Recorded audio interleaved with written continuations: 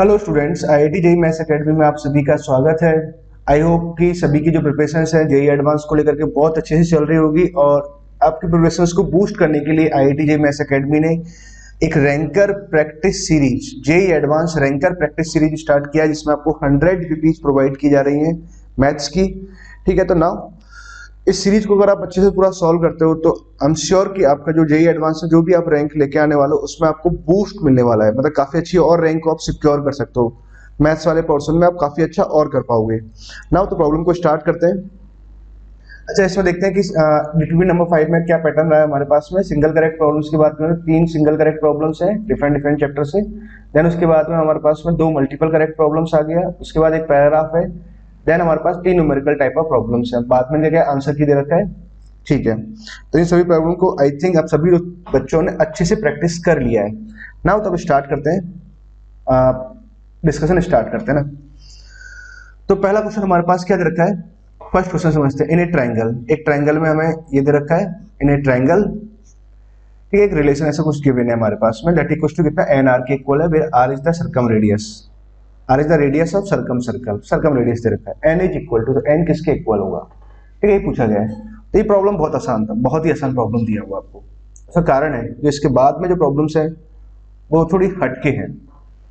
ठीक है, नाउ तो सॉल्व करते हैं। अच्छा देखो, ऊपर वाले पार्ट को अगर समझे तो क्या लिखा हुआ है, summation of A sine A by two cos B by two. मतलब 3 टर्म्स हमारे पास यहाँ लिखी हुई है, A sine of A by two, cos of B minus C by two, plus sine, फिर b into sine of b by two हमारे पास यहाँ लिखा हुआ इंटू में cos of c minus a by two, plus c into कितना जाएगा sine of c by two into cos of a minus b by two. यार upon में कितना लिखा हुआ है, sine a plus sine b plus sine c, यही लिखा हुआ है। हमें पता लगाना है किसके बराबर होगा। तो बहुत आसान सी बात है ये प्रॉब्लम। तो पहले एक काम करते हैं, सभी टर्म सिमेट्रिक है तो हम इसी टर्म को सिंप्लीफाई करते हैं सिर्फ और सिर्फ। ए तो मैंने यहाँ रहने दिया, sine of A by two cos of B minus C by two, चलो लिख लेते हैं, इसको सिंप्लीफाई करते हैं ए। अच्छा, इसको मैं क्या लिख सकता हूँ, sine of A by two को I can write cos of B plus C by two, ऐसा लिख सकते हैं। और यहाँ कितना लिखा हुआ, cos of B minus C by two यहाँ लिखा हुआ है। ठीक है, एक काम करते हैं, इसको फॉर्मूला बन रहा है कॉस ए कॉस बी का, तो 2 से ऊपर नीचे मल्टीप्लाई डिवाइड करके 2 कॉस ए कॉस बी का फॉर्मूला लगाते हैं। तो यहाँ से कितना बनेगा, a by two, 2 cos a cos b, तो कितना आएगा cos of a plus b, तो c बाई टू कैंसिल हो जाएगा, b by two plus b by two b आ जाएगा। फिर plus cos of 2 cos a cos b, cos of a plus b आता है एक बार एंगल, और एक बार एंगल कितना है a माइनस बी आएगा। तो cos of a minus b जब करेंगे तो b बाई टू कैंसिल हो जाएगा, प्लस का c आ जाएगा ना, c by two plus c by two c आ गया। मतलब फाइनली ये आ गया a by two into cos b plus cos c आया। अच्छा, अब देखो इस वाले पार्ट को मैं यही लिख रहा हूँ, तो ये वाला टर्म जो है a बाई टू, तो बाई टू तो चलो अपना बाहर निकाल देंगे। ठीक है, तो ये फाइनली कितना है, कॉस b प्लस का कॉस c आया। ऐसे ही मैं इस वाले पार्ट को लिखूंगा, इस तरह से ये पार्ट आ जाएगा, b वाला पार्ट, इसको हम क्या लिखेंगे, b into cos c plus cos a। ठीक है, ऐसे ही आ जाएगा c into cos c plus cos a। Upon में 2 आ रहा होगा, उसको हमने अलग लिख दिया है ना। ठीक है ना, तो समझो बात को। अब आगे क्या करना चाहिए कि हम यहां से सिंप्लीफाई करते चल रहे हैं, तो 1/2 तो यहां लिखा है। अब a को आपने अंदर मल्टीप्लाई कर दिया, चलो मैं अभी यहां लिख लेता हूं, a times of cos b cos c plus b times of cos c plus cos a plus c into यहाँ आ गया cos A plus cos B. ठीक है, ऐसा कुछ आ गया। अपॉन में क्या लिखा हुआ है, साइन ए प्लस का साइन बी और प्लस का साइन सी, ये लिखा हुआ है। अब देखो, अब यहां से देखो, अब आगे सिंप्लीफाई कैसे करेंगे ये सोचना बहुत जरूरी था। साइन रूल लगाएं, कोसाइन रूल लगाएं, है ना। प्रॉपर्टीज ऑफ ट्राइंगल की बात कर रहे हैं और जेईई एडवांस को लेकर के चैप्टर बहुत इंपॉर्टेंट होता है। ठीक है, तो साइन रूल कोसाइन रूल, या फिर एक तरीका सोचो ना, देखो यहाँ तो a cos b लिखा हुआ है, b cos c है क्या, sorry b cos a, b cos a की बात करें तो ये आ गया, तो a cos b cos a, ये तो प्रोजेक्शन फॉर्मूला से आप क्या लिख सकते हो, c लिख सकते हो इसको तो कंबाइन करके। ऐसे ही similarly a cos c, C cos A, तो इसको मैं बी लिख दूंगा। मतलब अल्टीमेटली अगर मैं बात करूं तो ऊपर वाला पार्ट तो लिखा क्या है भाई, ऊपर वाले पार्ट को आप सिंप्लीफाई करके ये तो अल्टीमेटली ए प्लस बी प्लस सी लिखा हुआ है। अरे गजब है ना, ये तो बहुत आसान हो गया। अच्छा अब इसको अगर मैं क्या लिखूंगा साइन ए को, तो एक काम करते हैं, हमें पता है ए अपॉन साइन ए प्लस बराबर बी अपॉन साइन बी बराबर सी अपॉन साइन सी, बराबर में कितना आता है 2r आता है। ठीक है, तो साइन ए का वैल्यू कितना आ जाएगा a अपॉन 2r, तो मैं a अपॉन 2r पुट करते हैं क्योंकि आंसर में मुझे r में ही चाहिए, तो b अपॉन 2r और c अपॉन में 2r आ जाएगा। ऐसे कुछ आया, बहुत आसान था ना, ये तो a plus b plus c upon 2r आ गया, 2 से 2 कैंसिल हो जाएगा, दैट इक्वल्स टू कितना आ गया बराबर r आया। मतलब सर्कमरेडियस r के इक्वल आ रहा है, n इंटू r के हिसाब से r का n का वैल्यू कितना हुआ 1 हुआ, तो कौन सा ऑप्शन करेक्ट हुआ, option A is correct option. ठीक है, तो क्या दे रखा है हमारे पास ए सही दे रखा है ना, फर्स्ट ऑप्शन अपना सही हुआ। क्लियर, फर्स्ट क्वेश्चन में कहीं कोई दिक्कत नहीं थी, बहुत ही आसान सा प्रॉब्लम था ये। नाउ अब हम चलते हैं नेक्स्ट प्रॉब्लम की तरफ, क्वेश्चन नंबर 2। क्वेश्चन नंबर 2 में एक बार आप देखो, एक सेकेंड, क्वेश्चन नंबर 2 में क्या दे रखा है, सीरीज का प्रॉब्लम है ना, T1 T2 T100 are the distinct term in harmonic progression. मतलब ये सभी T1 T2 T3 जो दे रखे हैं हमारे पास, किस में दे रखे हैं, T1 T2 T3 dot dot dot T100, ये सब किसमें इन HP, ये HP में दे रखा है। ठीक है, और T6 T10 और T18 आर इन AP, उसके बाद रखा है TP T12 और TQ आर इन GP, ये GP में है। Then the maximum value of Q is, ठीक है, ये पूछा हुआ P का वैल्यू 12 से छोटा और Q का वैल्यू 12 से बड़ा है। ठीक है, एक बात तो समझ में आती है कि Pth Qth टर्म है, तो P और Q तो इंटीजर ही आएंगे, पॉजिटिव इंटीजर्स है ना, नेचुरल नंबर्स रहेंगे, और साथ में और कंडीशन ये भी दे रखा है ना। तो चलो बात समझते हैं।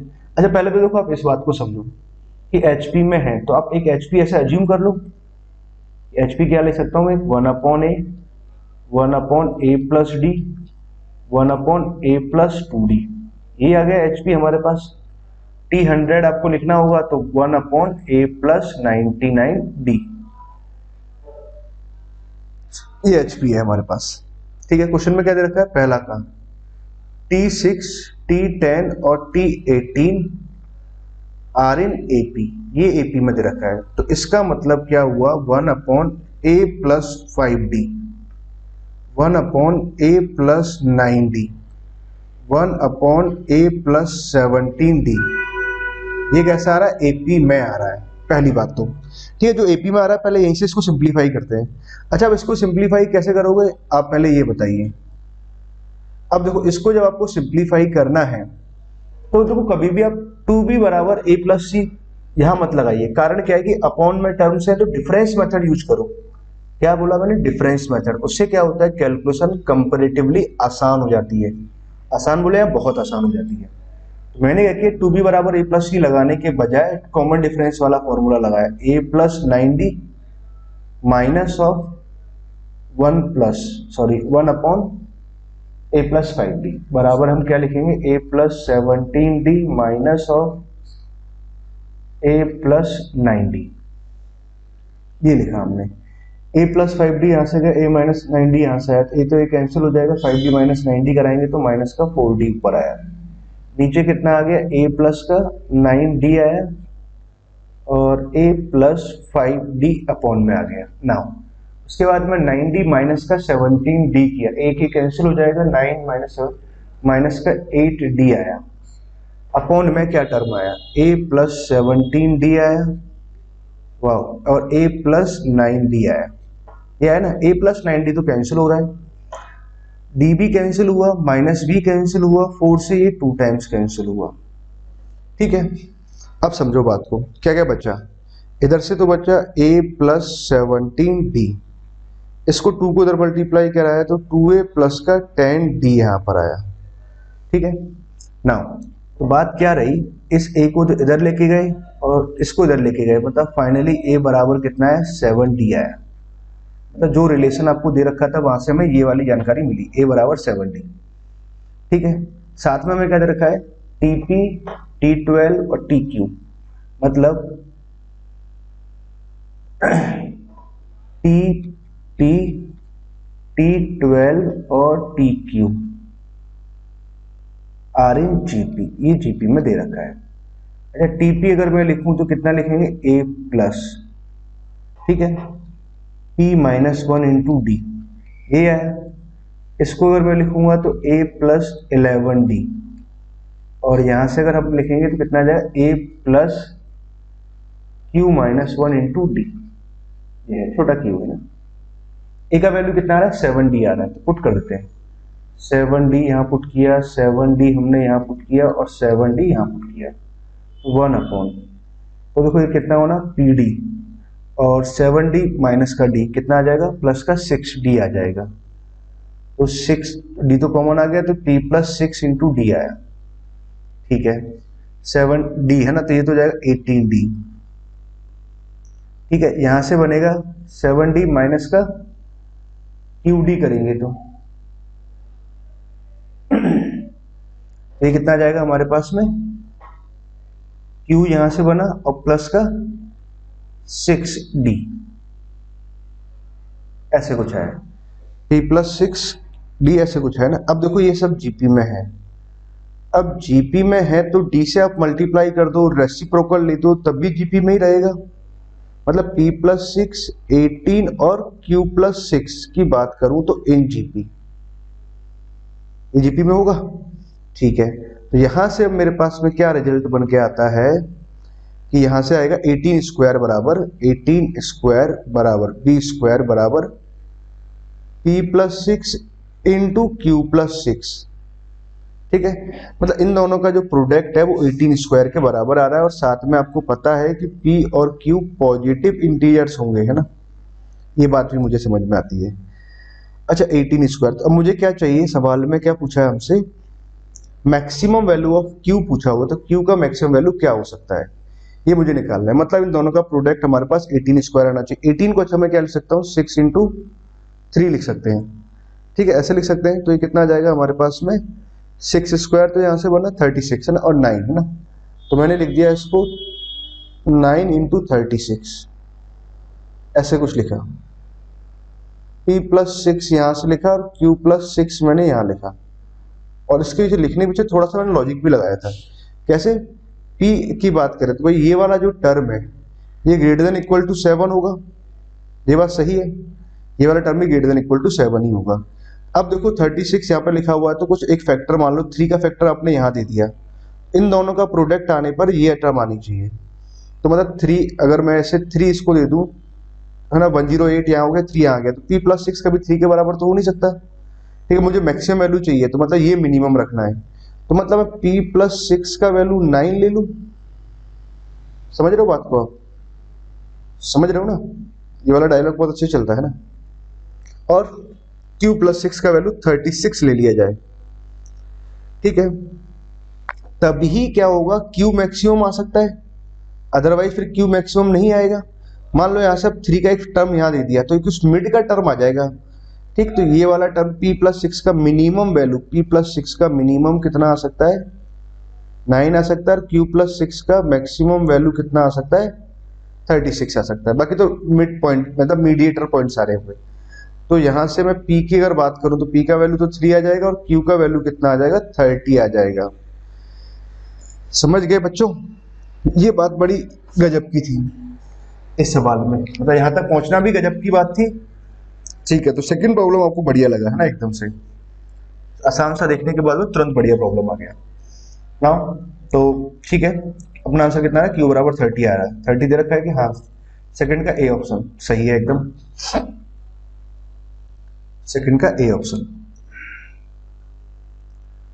ना। अगला प्रॉब्लम करते हैं,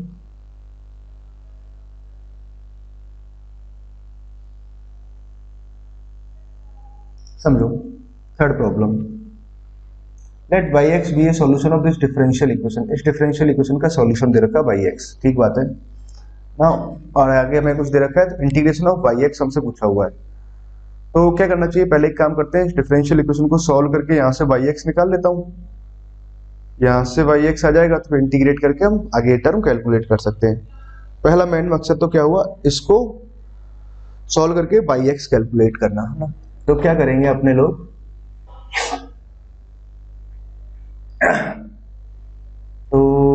चाहिए हमें, हाँ। अब देखो डिफरेंशियल इक्वेशन को जब भी सॉल्व करना होता है तो माइंड में कुछ बातें होनी चाहिए कि वेरिएबल सेपरेबल फॉर्म, होमोजीनियस, फिर एलडी, ऐसे जाओ तो वेरिएबल सेपरेबल नहीं बन रहा, होमोजीनियस भी नहीं बन रहा, फिर एलडी में सोचते हैं तो d y upon d x सोचते हैं स्टैंडर्ड वाला, x one minus of x का होल क्यूब और इसका होल स्क्वायर और d y upon d x plus sine 2x q y plus का y यहाँ पे लिखा हुआ है 1 माइनस ऑफ एक्स क्यूब, ठीक है, और फिर यहाँ पर है -3x² बराबर में कितना है, 0 आया। ठीक है, तो देखो एलडी में कन्वर्ट हो रहा है, एक्स 1 माइनस एक्स क्यूब का whole square d y over d x, linear differential equation, 2x cube plus का 1 हमने यहाँ लिखा इनटू में y 1 minus of x cube बराबर में हमने कितना लिखा 3x² अपॉन में तो अभी नहीं कुछ है। अब एक काम करते हैं, एलडी में कन्वर्ट करना है तो coefficient of d y over d x 1 होना चाहिए, तो यहाँ तो आ जाएगा d y upon d x plus sign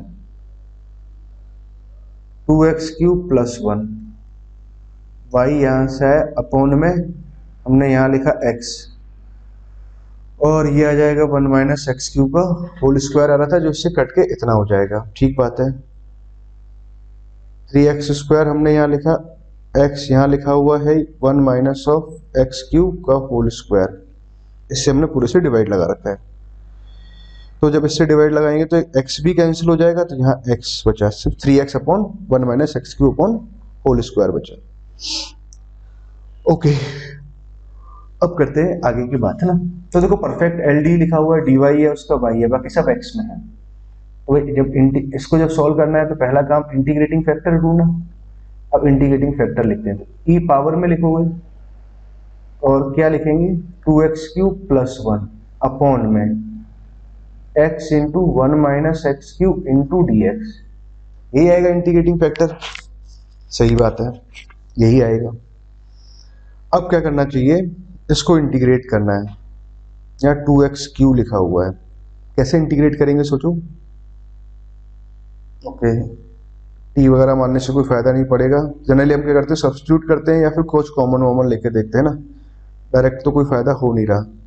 common लेके देखें, ई पावर, अगर मान लो मैं यहाँ से x कॉमन लेता हूँ 1/1, x कॉमन लिया तो यहाँ x² बना, तो यहाँ 2x, यहाँ x² बनेगा डिफरेंट 2x आ जाएगा। सही बात है ना, x कॉमन लेते हैं तो x² यहाँ बना, x² को यहाँ डिवाइड लगाया तो x² को यहाँ डिवाइड लगाया तो 2x यहाँ आ गया 1 अपॉन x² अपॉन में कितना आ जाएगा, ई पावर की बात कर रहे हैं। ठीक है, x यहाँ से हमने कॉमन ले रखा है तो 1 अपॉन x, तो यहाँ से है माइनस ऑफ x² यहाँ से है और दैट इज dx। सही है ना, आई थिंक अब आपको बात समझ में आ गई होगी। इसको अगर मैं t मानूं, इसका डिफरेंशिएशन ऊपर लिखा है कि नहीं लिखा, -1 अपॉन x² माइनस का 2x, बस माइनस नहीं है, लो आ गया माइनस, माइनस से मल्टीप्लाई कर दिया, माइनस से डिवाइड भी कर दिया।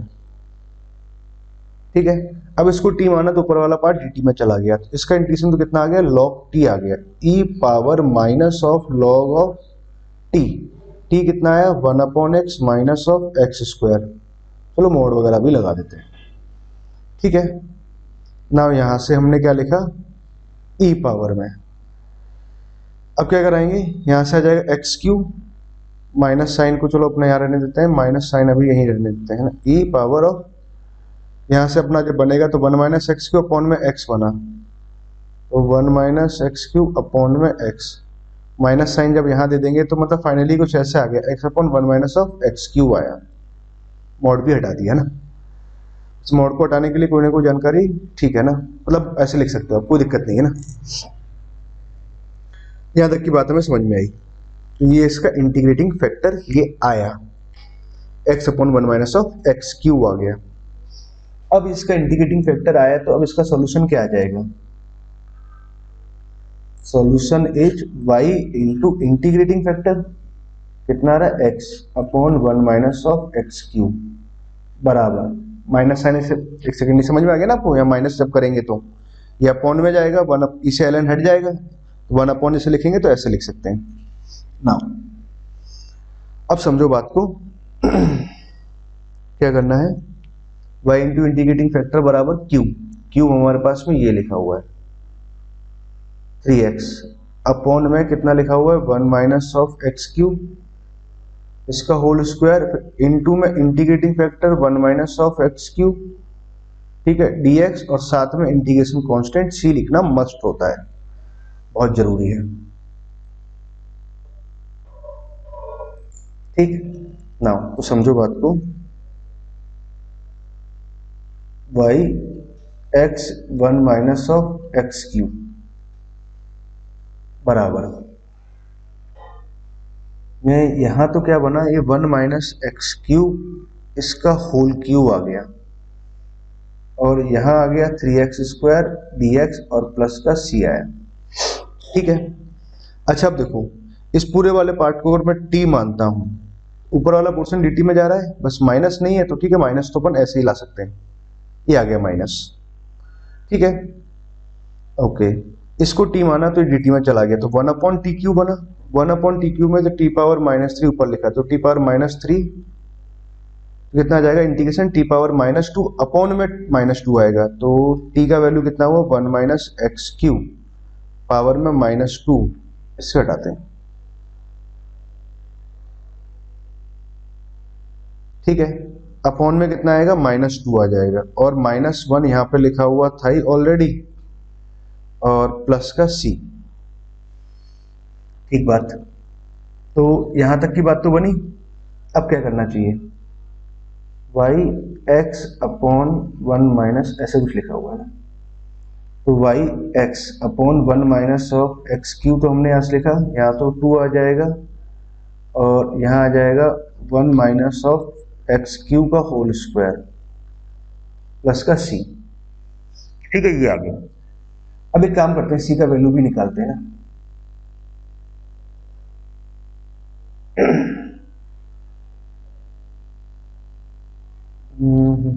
सही है ना,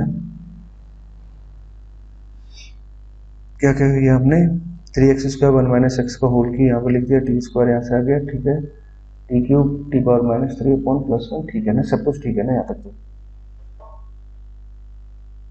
चलो आगे काम करते हैं, क्या दे रखा है हमें वैल्यू, c का वैल्यू निकालेंगे, 2 y का वैल्यू 2 पावर 1/3 पर कितना आ रहा है -1/2 पावर 4/3, तगड़ा सा दे रखा है, तो एक बार लिखते हैं याद रखना। y का वैल्यू दे रखा है 2 पावर 1/3 पर कितना आ रहा है -1 ऑफ साइड 2 पावर 4/3 आ रहा है, साइड चेक करते हैं, 2 पावर 1/3 पर सही है, -1/2 पावर 4/3 सही है ना, ये दे रखा है। चलो और चेंज करते हैं फिर से, हाँ x का वैल्यू हमने 2 पावर 1/3 लिया, ठीक है, तो y का वैल्यू कितना आ रहा है, ये आया, तो x का वैल्यू पहले मैंने ये डाला, मैं यहाँ डाल रहा हूँ 2 पावर 1/3 रखा, यहाँ समझो 2 पावर 1/3 रखेंगे तो यहाँ 2 बनेगा, 1 माइनस 2 कितना आ जाएगा -1, पहली बात। y का वैल्यू कितना आ रहा है, यहाँ पर y का वैल्यू पुट करते हैं तो -2 पावर 4/3 आया। ठीक बात है ना, यहाँ तक की बात तो समझ में आई। 1/2 मैंने यहाँ लिखा, x का वैल्यू कितना है 2 पावर 1/3, तो यहाँ क्या बनेगा माइनस का 2 बना, 1 माइनस 2 कितना होगा -1 का स्क्वायर +1 आ जाएगा, ठीक है, तो प्लस का c यहाँ से आया। अब समझे बात को, -1 और तो कैंसिल हो जाएंगे, 2 पावर 1/3 -1 कराएंगे तो 3/3 मतलब 2 आ जाएगा, तो 1/2 आ गया ना फाइनली सोल्व करने पर, तो ये 1/2 से 1/2 कैंसिल हो गया, c का वैल्यू 0 आया। अच्छा c का वैल्यू अगर 0 आ गया तो y का वैल्यू अगर मैं यहाँ से निकालूं तो y का वैल्यू कितना आ जाएगा, इसको इधर मल्टीप्लाई किया तो 1 माइनस एक्स क्यू, ठीक है, सॉरी अपॉन में जाएगा ना ये टर्म, तो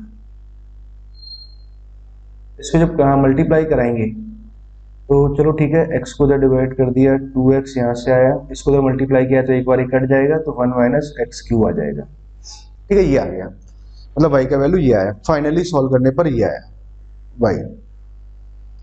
1/2x इंटू 1 माइनस एक्स की। ओके ओके, तो उसने क्या पूछा है, बाई एक्स का इंटीग्रेशन पूछ रहा है। वो बात अभी भी उसने खत्म नहीं करी। चलो इसको इंटीग्रेट करते हैं। 1/2x into 1 minus x cube D x. तो अब देखो इसको इंटीग्रेट करना है तो एक्स क्यू को टी मानेंगे, तो एक काम करता हूँ, एक्स स्क्वायर से ऊपर नीचे मल्टीप्लाई और डिवाइड कर दिया। 2 को तो यहाँ रहने देते हैं, एक्स क्यू यहाँ से आ गया, 1 माइनस ऑफ एक्स क्यू यहाँ आया डी एक्स। ठीक है, अब मैंने क्या किया, एक्स क्यू को माना टी, एक्स क्यू को टी मानेंगे तो एक्स स्क्वायर डी एक्स का वैल्यू चला जाएगा डी टी बाई 3 में। ठीक है, और मैं यही लिखता हूँ अब इसको ना, यहाँ से तो 1/6 को तो चलो बाहर निकाल दूँ, एक्स स्क्वायर डी एक्स को डी टी आ जाएगा, डी टी बाई 3 किया तो 1/6 हो गया, और यहाँ से टी आ जाएगा, और यहाँ से 1 माइनस टी आ जाएगा। अब इसको इंटीग्रेट करना है तो हमें क्या करना चाहिए, बाई पार्ट्स की हेल्प लेनी चाहिए। तो बाई पार्ट्स की अगर हेल्प लेंगे तो 1/t को तो अलग मैं यहाँ करता हूँ, या फिर ऐसे लिख लेता हूँ 1 माइनस टी पहले, और प्लस का 1/t लिख दूँ। क्या बात बन रही है क्या, टी इधर गया, 1 माइनस टी इधर गया, ठीक है, तो टी से टी कट जाएगा, ऊपर एलसीएम जब लेंगे तो 1/, है ना। हाँ ठीक है, ऐसे बात बन जाएगी ना। अब क्या इस तरह का टर्म आ गया, तो इसको इंटीग्रेट करना है। तो बच्चों देखो समझो, मैं इसे यहाँ ही लिख रहा हूँ, यहाँ से समझो, इंटीग्रेट कराएंगे तो 1/6, ठीक है, इसका इंटीग्रेशन तो आ जाएगा log ऑफ 1 माइनस टी, यही है। साथ में जो टी का जो कोफिशिएंट है उससे आप डिवाइड लगाओगे, मतलब माइनस साइन करेंगे अपॉन में, ना यहाँ माइनस लगा देता हूँ, ठीक है, या मॉड भी लगा दो, प्लस साइन, यहाँ कितना आ जाएगा, log of mod of T आ जाएगा। ये आ गया, सही बात है ना। अब क्या कर सकते हो, log m minus log n का फॉर्मूला है तो 1/6, कितना log m minus log n, तो ये तो हो जाएगा mod of T upon 1 minus of T, ऐसा लिख सकते हैं, प्लस का सी, और टी बराबर कितना एक्स क्यूब है, तो कितना आंसर आएगा 1/6 log of x cube upon 1 minus x cube. तो ध्यान रखना स्टूडेंट्स, क्या बोला है, 1/6 तो पहले यही आ रहा है, यहाँ x cube upon 1 minus x cube, तो ये आ रहा है सी ऑप्शन। तीसरे का कौन सा है, सी ऑप्शन आ रहा है, थर्ड का सी ऑप्शन, बिल्कुल सही है ना। ओके, तीसरा अपना बिल्कुल करेक्ट है। नाउ अब हम चलते हैं नेक्स्ट प्रॉब्लम की तरफ। ओके, समझिए नेक्स्ट प्रॉब्लम को ना।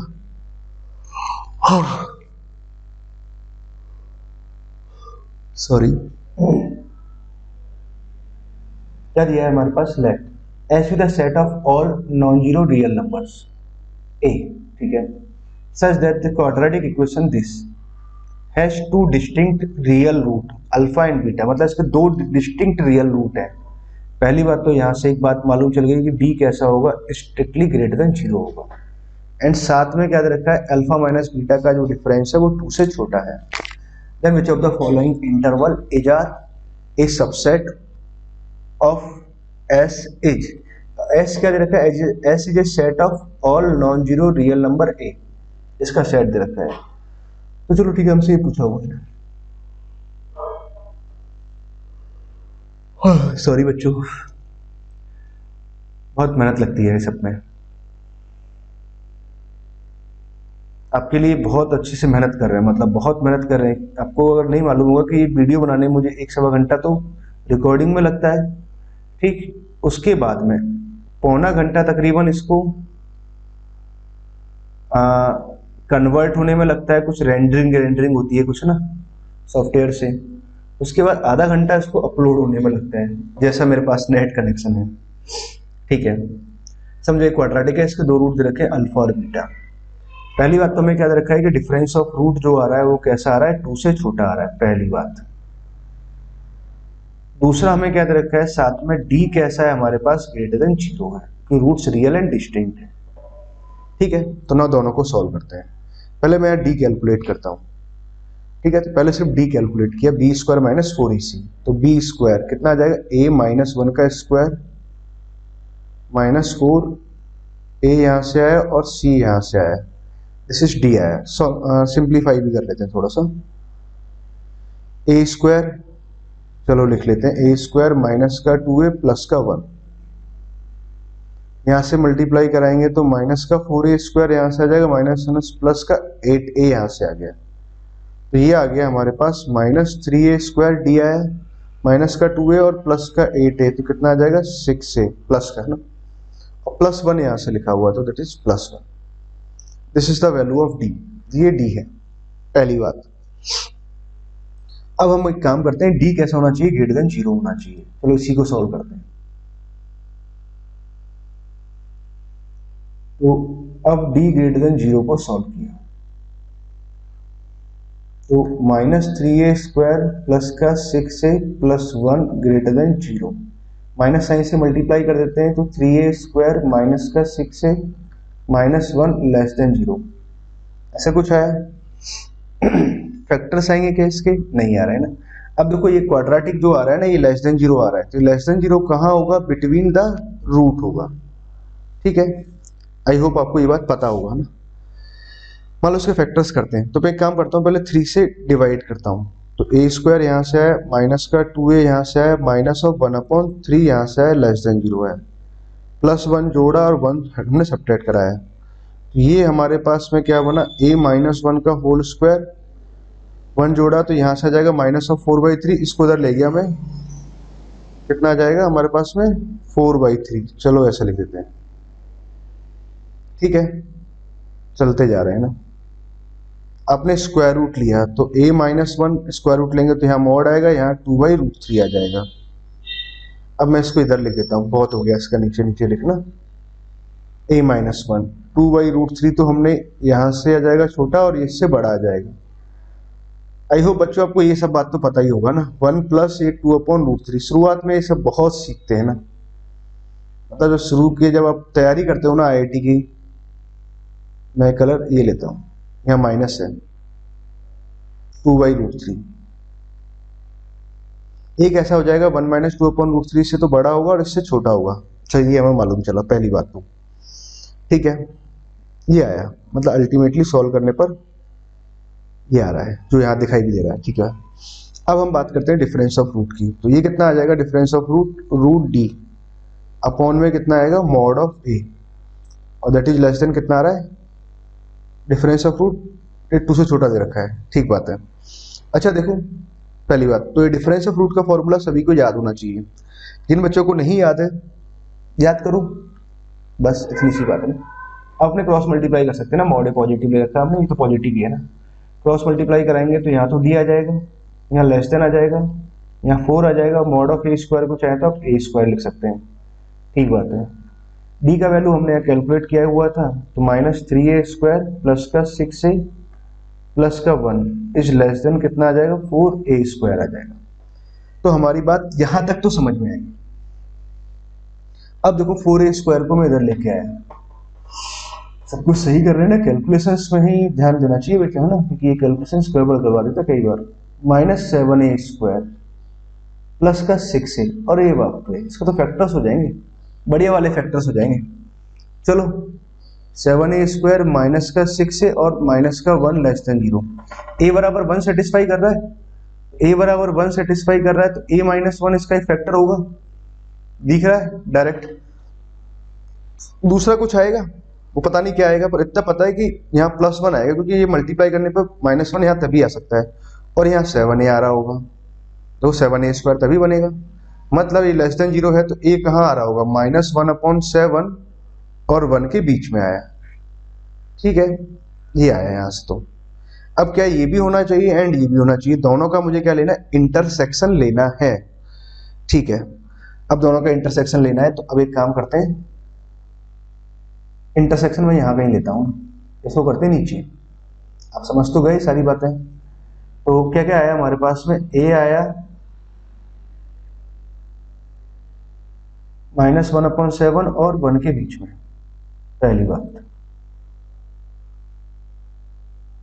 दूसरी बात यहां से a कितना आ जाएगा हमारे पास में आ रहा है, a आ गया 1 + 2/√3 से तो छोटा होगा, और कितना आ रहा है 1 माइनस, और 1 माइनस ऑफ 2/√3 से बड़ा होगा। ठीक है, इन नंबर्स का मुझे यहाँ पर रखना है, तो इंटरसेक्शन लेते हैं। अब देखो पहली बात तो ये समझे कि एक तो 1 तो यहाँ कहीं होगा, तो 1 + 2/√3 यहाँ कहीं होगा। ठीक है, अब बात करते हैं कि इन दोनों नंबर्स में से -1/7, तो अगर हम बात करें 2/√3 1 पॉइंट समथिंग से जब डिवाइड कर रहे हैं तो कुछ पॉइंट समथिंग कुछ ऐसे आएगा, मतलब ये नंबर भी पॉजिटिव ही आ रहा है ना हमारे पास, तो ये नंबर भी ये कैसा आ जाएगा, 1 से छोटा ही होगा ना, सॉरी, हाँ 1 माइनस ऑफ 2/√3, नहीं नेगेटिव आएगा ना, √3 - 2/√3 है ना, सही है, ये नंबर नेगेटिव आएगा, तो ये इधर की साइड आना और ये नंबर इधर की साइड आना। अच्छा मुझे ये पता करना है थोड़ा सा, -1/7 और एक नंबर आ रहा है 1 - 2/√3। अच्छा बच्चों, कभी भी अगर आप ऐसे नियर बाई नंबर में फंस जाते हो तो सबसे बढ़िया तरीका क्या होता है, आप दोनों का डिफरेंस निकालो। तो मैंने क्या किया, इस नंबर को इधर लिया -1/7। ठीक है, इन दोनों का डिफरेंस निकालता हूँ। इन दोनों का डिफरेंस कैसा आ रहा है, पॉजिटिव या नेगेटिव। ठीक है, तो ये कितना लिखा हुआ है 1, ये प्लस कितना आ जाएगा 1/7 यहाँ से आ जाएगा, माइनस ऑफ 2/√3 यहाँ लिखा हुआ है। ठीक है, यहाँ से कितना बन जाएगा 7 + 1 तो कितना आ जाएगा 8/7, तो यहाँ से आ गया माइनस ऑफ 2/√3 यहाँ से है। ठीक है, अब ये कितना आ जाएगा 8√3, तो यहाँ कहीं आ गया माइनस ऑफ 14 यहाँ से अपॉन में 7√3 आ रहा है। ठीक है, अब 8√3 की बात करें, -14 की अगर बात की जाए तो भाई ठीक है, इससे बड़ा नंबर तो नहीं देना चाहिए, 1.732 मान लेते हैं ना। मैं एक बार चेक कर लेता हूँ, मल्टीप्लाई करके देख लेता हूँ, आप तो अपने हिसाब से कर लेना।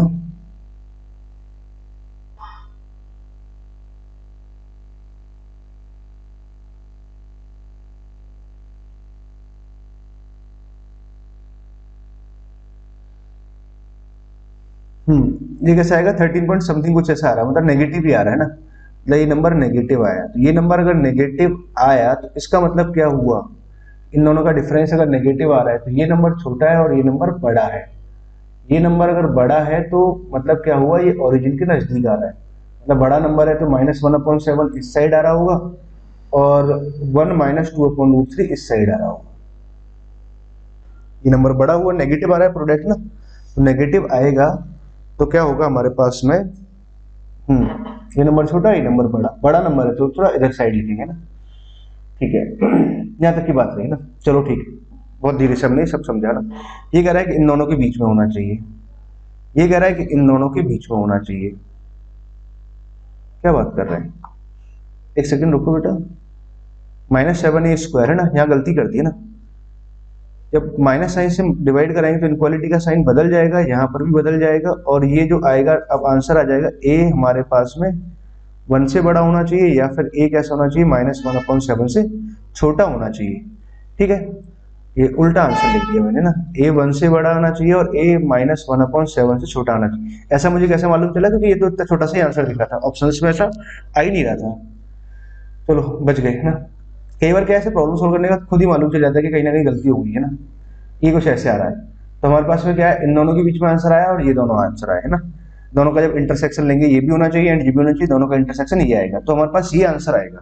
तो क्या आंसर आ रहा है हमारे पास में, एक तो बात करें पहले 1 - 2/√3 से लेकर के -1/7 तक, ठीक है ना, वैसे आप यहीं से समझ जाते हैं ना, ये नंबर छोटा है ना, ये डी तो सही आ रहा है, 1 से लेकर के 1 + 2/√3 ये भी सही है। अब समझते हैं 1 - 2/√3 से लेकर के 1 तक, नहीं ये गलत है। 1 + 2/√3 से लेकर इन्फिनिटी तक जाएंगे, नहीं ये भी गलत है। कौन सा ऑप्शन सही हुआ, सिर्फ और सिर्फ सी एंड डी सही हुआ। क्या दिया आंसर, चेक करते हैं एक बार, सी एंड डी है ना, चौथे का क्या है सी एंड डी, पांचवें का आंसर भी ध्यान रख लेते हैं, ए सी डी आंसर आ रहा है। चलो क्योंकि क्या है पांचवा प्रॉब्लम देखते हैं। ठीक है, आई होप आपको ये प्रॉब्लम समझ में आएगा ना, बहुत आसान सा प्रॉब्लम था। अच्छा ऐसा ही सेम प्रॉब्लम के आईआईटी में आ चुका है ना, इसलिए इस प्रॉब्लम को यहाँ पे लिया था मैंने ना। नेक्स्ट प्रॉब्लम लेते हैं। अच्छा ये प्रॉब्लम अच्छा प्रॉब्लम है, कितने लोगों ने इसे सॉल्व किया, काश आप लोग सामने होते तो मैं पूछता भी आप लोगों से कि कितने बच्चों ने इसको सॉल्व किया, पर आप लोग तो सामने हो ही नहीं, सिर्फ वीडियो देख रहे हो। अच्छा समझना बात को, बहुत ध्यान से समझना, बहुत ध्यान से समझना, बहुत मेहनत लगी थी है ना, मेहनत क्या मतलब सॉल्व करने में इसको बहुत मेहनत लगेगी, है ना, है तो आसान और समझदार भी, है ना। एक फंक्शन है 0 to इन्फिनिटी से r में ऐसा डिफरेंशियल फंक्शन सेटिस्फाई दिस ऐसा कुछ लिखा हुआ है, f'1 का वैल्यू e दे रखा है, देन आपसे ये सब पूछा हुआ है, 4 ऑप्शन है ना। मतलब क्वेश्चन अपने आप में क्वेश्चन है, ऑप्शंस अपने आप में क्वेश्चन है, गजब। ऐसा भी होता है, ऐसा होता है, क्वेश्चन अपने आप में क्वेश्चन है, ऑप्शंस अपने आप में क्वेश्चन है। 2019 का पेपर आप देखो भैया, सबसे बढ़िया पेपर आया था, बढ़िया तो क्या क्या कहेंगे, लेंथी पेपर था, मतलब उसमें क्या क्वेश्चन अपने आप में क्वेश्चन था, ऑप्शंस अपने आप में क्वेश्चंस थे, जैसे इसमें है। चलो सॉल्व करते हैं। क्या दे रखा है, एफ ऑफ एक्स वाई, एक फंक्शनल इक्वेशन आपको दे रखा है, ई power of x Y minus X minus Y, ठीक है, और यहां दे रखा है ई power Y F X plus E power X into F of Y, ऐसा कुछ दे रखा है। अब आप सबको समझो कि फंक्शनल इक्वेशन को जनरली हम सॉल्व जब करते हैं तो क्या क्या लॉजिक होते हैं कि x का वैल्यू, कई बार तो क्या है कि हम सब्स्टिट्यूट करके सॉल्व कर लेते हैं, x का वैल्यू 1, y का वैल्यू 2, y का वैल्यू x या फिर 1/x, ऐसे सॉरी ऐसे सिंप्लीफाई करते हैं। या फिर एक और तरीका क्या होता है, हम फर्स्ट ऑर्डर डेरिवेटिव की हेल्प लेते हैं, या फिर तीसरा तरीका होता है, 3 मेथड जनरली यूज में आते हैं ना। तीसरा मेथड क्या होता है, partially differentiation with respect to x, ये होता है।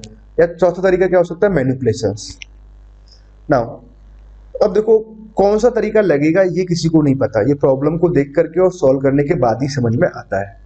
अब जैसे इस वाली प्रॉब्लम की बात करूं तो ये प्रॉब्लम बड़ी आसान थी, बस कुछ कुछ बातों का बड़ा ध्यान रखना था हमें। ई पावर ऑफ एक्स वाई, देखो यहाँ ई पावर माइनस एक्स वाई, यहाँ कुछ टर्म सिमेट्रिक लिखी हुई है, इसको मैंने इधर लेके आया, E power of X plus Y आ जाएगा, तो E power X into E power Y, E power Y यहाँ से लिखा है, एफ एक्स यहाँ से आया, प्लस में E power X into F of Y, ये आ गया। अब एक काम करते हैं, कुछ सिमेट्रिक दिख रहा है तो एक्स पावर वाई को तो इधर डिवाइड करते हैं ना, तो f of x y upon में कितना है, ई पावर ऑफ एक्स वाई, इसको इधर डिवाइड किया हमने, f x upon e power x, और एफ ऑफ वाई अपॉन में कितना आ जाएगा, ई पावर वाई, इसको अंदर ले गए तो या डिवाइड करके ये आ गया। ठीक है, अब समझो बात को, मान लो अगर इसको मैं थोड़ी देर के लिए जी एक्स मान लूं, तो ये क्या लिखा हुआ है, जी ऑफ वाई, और ये क्या लिखा हुआ है, जी ऑफ एक्स वाई।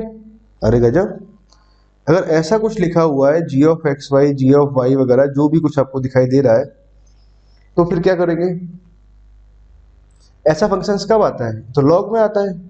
मतलब ये कितना लिखा हुआ, k times of ln x लिखा हुआ है, लिखा है कि नहीं लिखा, चेक करके देख लो। g ऑफ एक्स वाई मैंने यहाँ से निकाला, तो जी एक्स क्या हो सकता है, k ln x, तो ln ऑफ एक्स वाई हमने यहाँ से लिखा, k यहाँ से आया ln x प्लस का ln y हमने यहाँ से लिखा, तो k ln x आया प्लस का k ln y, ऐसे हमने लिखा। k ln x को मैं क्या लिख सकता हूँ, जी एक्स लिख सकते हैं यहाँ से, जी ऑफ वाई, तो ठीक है आ रहा है हमारे पास, तो जी एक्स इक्वल टू कितना आ गया, के एल एन एक्स आ गया, ठीक है ना। जी एक्स इक्वल टू है क्या, f x upon e power x, ये है, मतलब कि एफ एक्स बराबर कितना आया, K into E power X into L N x आया, ये आया, E power X into L N X K into, है ना, दिस इज एफ एक्स, ये एफ एक्स आया। नाउ अब बात को समझते हैं आगे, सवाल को ना क्या करना चाहिए, सॉल्व करते हैं आगे। सिस्टम थोड़ा स्लो हो गया, एक सेकेंड बच्चों, ठीक है।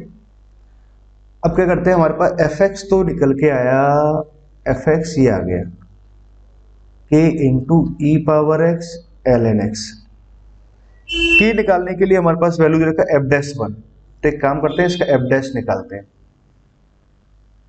तो के को तो बाहर रखा आपने, E power X, L N x का कितना आ जाएगा, 1/x, 1/ln x को बाहर निकाला, ई पावर एक्स का ये आ जाएगा, ठीक है। एक्स बराबर आपने 1 पुट किया, तो एफ डैश 1, तो के यहाँ रखा हमने, ई यहाँ से आ जाएगा, ln 1 कितना आ जाएगा, 0 आ जाएगा, ठीक है, और यहाँ से f'1 का वैल्यू e आ रहा है, तो k इंटू ई से ही कैंसिल हुआ, k का वैल्यू 1 आ गया, मतलब fx बराबर ex इंटू ln x, ये आ रहा है।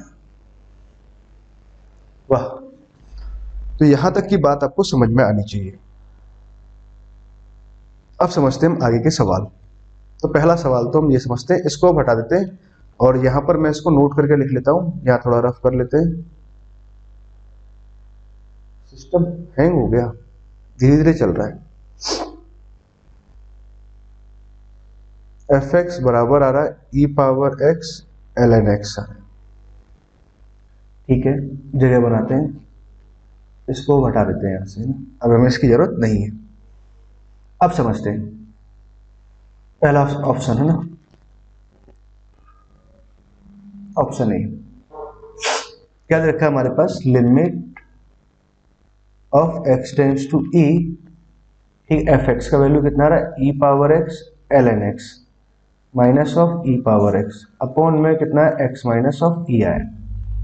ठीक है, लिमिट ऑफ x ई को अप्रोच कर रहा है ना, E X ln x minus 1 upon में कितना आ गया, x माइनस ऑफ ई आया। ठीक है, यहां तक की बात हमें समझ में आई। अब एक काम करें, x जब e को अप्रोच कर रहा है ना, तो ये 1 को अप्रोच कर रहा है, मतलब ऊपर वाला पार्ट 0 को अप्रोच कर रहा है, ये वाला पार्ट भी 0 को अप्रोच कर रहा है, तो 0/0 फॉर्म है ना, ऐसे बन रहा है। और ये हमारे पास में, तो इसका लिमिट तो आ ही जाएगा डायरेक्ट e पावर ही, इससे कहीं कोई हमें दिक्कत नहीं है। अच्छा, तो इससे हमें दिक्कत नहीं है ना, तो बेटा इसको तो क्या है कि अब इसकी लिमिट को ऐसे अलग निकाल के रख देता हूं मैं, और यहां लगा देता हूं मैं एल हॉस्पिटल रूल। एक सेकेंड, हाँ, तो कहीं कोई दिक्कत नहीं जाएगी। x टेंस टू e, यहाँ पे लिखा e पावर x, ठीक है। अब मैंने कुछ ऐसे लिख दिया, limit of x tends to e ln x minus 1 upon में x माइनस ई, 0/0 फॉर्म बन रहा है। तो एग्जाम के अंदर ना कई बार अगर 0/0 फॉर्म या इन्फिनिटी/इन्फिनिटी फॉर्म बनता है, तो आप क्या करा करो ना, डायरेक्टली इसमें एल हॉस्पिटल वगैरह सोच लिया करो एग्जाम के अंदर, बट क्लास में क्या एल हॉस्पिटल लास्ट में सोचा करो, लास्ट प्रायोरिटी में। क्लास में सीख रहे होते हैं, एग्जाम में तो अप्लाई करना है। चलो ठीक है, डिफरेंशिएट करते हैं, ln x से कितना आ जाएगा, 1 अपॉन एक्स, यहाँ से कितना आ गया, 1 आ गया, x का वैल्यू जब ई पुट कराएंगे तो 1 अपॉन ई, लिमिट एग्जिस्ट कर गया, यहाँ से e आ गया, तो e पावर e और 1 अपॉन ई आया, मतलब e पावर e माइनस 1 आ रहा है। ठीक है, सही है, फर्स्ट ऑप्शन है ना, कहीं कोई दिक्कत नहीं है। अब दूसरा बात समझते हैं,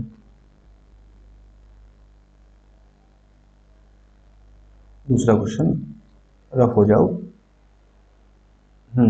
कलर थोड़ा सा ये लेते हैं। Number of root of this equation f x बराबर x into e x, f x हमारे पास में है क्या, e power x ln x, e x तो ई एक्स कट जाएगा, ई एक्स तो कभी 0 होगा ही नहीं है ना, तो ln x बराबर कितना आ रहा है, x आ रहा है। इसके नंबर ऑफ रूट हमें लिखने हैं, तो क्या रहेगा, कोई ln x का तो ये ग्राफ, y बराबर x का ग्राफ तो ये आएगा, ln x का कुछ ऐसा आएगा, इसके नंबर ऑफ रूट से कितना आ जाएगा, 0 आएंगे, मतलब इसका तो कोई रूट ही नहीं आएगा। ठीक है, number of root in this equation कितना आ रहा है, 2 आ रहा है, गलत, गलत, एकदम बिल्कुल गलत। ठीक है, सी ऑप्शन में क्या बोलना चाह रहा है कि 1 से लेकर के अगर e तक मैं e power x into ln x को इंटीग्रेट करूं dx, तो इसका वैल्यू इससे छोटा आएगा। अच्छा, मतलब इंटीग्रेशन मतलब डायरेक्ट, मतलब कंप्लीटली इंटीग्रेशन नहीं हो पा रहा है, आपको लेस देन में कुछ आंसर चाहिए, कैसे छोटा आएगा इसका इंटीग्रेशन। ठीक है, मतलब एस्टिमेट करना है, आपको पता है ना ln x किससे छोटा आ रहा है, y बराबर x से छोटा आएगा, तो मैं इतना बोल सकता हूं कि that is less then 1/e, limit इतना आ गया, e power x, ln x का वैल्यू कितना लिख देता है, x dx, इसका जो इंटीग्रेशन है वो इसके इंटीग्रेशन से छोटा ही आएगा। ठीक है, x into E power x को तो मैं डायरेक्ट इंटीग्रेट कर सकता हूँ, e की लाइन में कैसे, x को बाहर निकाला, e पावर x का इंटीग्रेशन लिखा, e power x minus sign, जिसको बाहर निकाला उसका डिफरेंशिएशन, और जो टर्म यहाँ है इसका इंटीग्रेशन, ये आ गया, मतलब फाइनली ये बराबर में चल रहा है ना। अब ये कितना आ जाएगा, 0 to 1, अपर लिमिट पुट करते हैं, अपर लिमिट जब पुट कराएंगे तो क्या बनेगा हमारे पास, e पावर x मतलब माइनस 1, ऐसे लिख देता हूँ, चलो e पावर x तो यहाँ से कॉमन लिया, x माइनस 1 ये आ रहा है ना, 0 to 1 थोड़ी है लिमिट, 1 से e है। ठीक है, अपर लिमिट पुट किया हमने, अपर लिमिट जब पुट कराएंगे तो कितना है, ई power E into E minus one आया, फिर माइनस लोअर लिमिट पुट कराएंगे तो जीरो हो जाएगा, फाइनली जीरो आया, मतलब इसका जो वैल्यू ये आया इस इंटीग्रेशन का, तो मतलब ये जो इंटीग्रेशन है ये वो क्या होगा, इससे छोटा होगा। ठीक है, तो क्या दिया है, वाह सही दिया है ना, इसका जो लिमिट आ रहा है वो उससे छोटा आएगा, सही बात है, क्लियर है ना, यहां तक की बात तो मैं समझ में आई। अभी भी देखो जंग बाकी है, आगे पूछा हो f x is strictly increasing zero to infinity, वाह इसका पूछना खत्म नहीं हो रहा ना।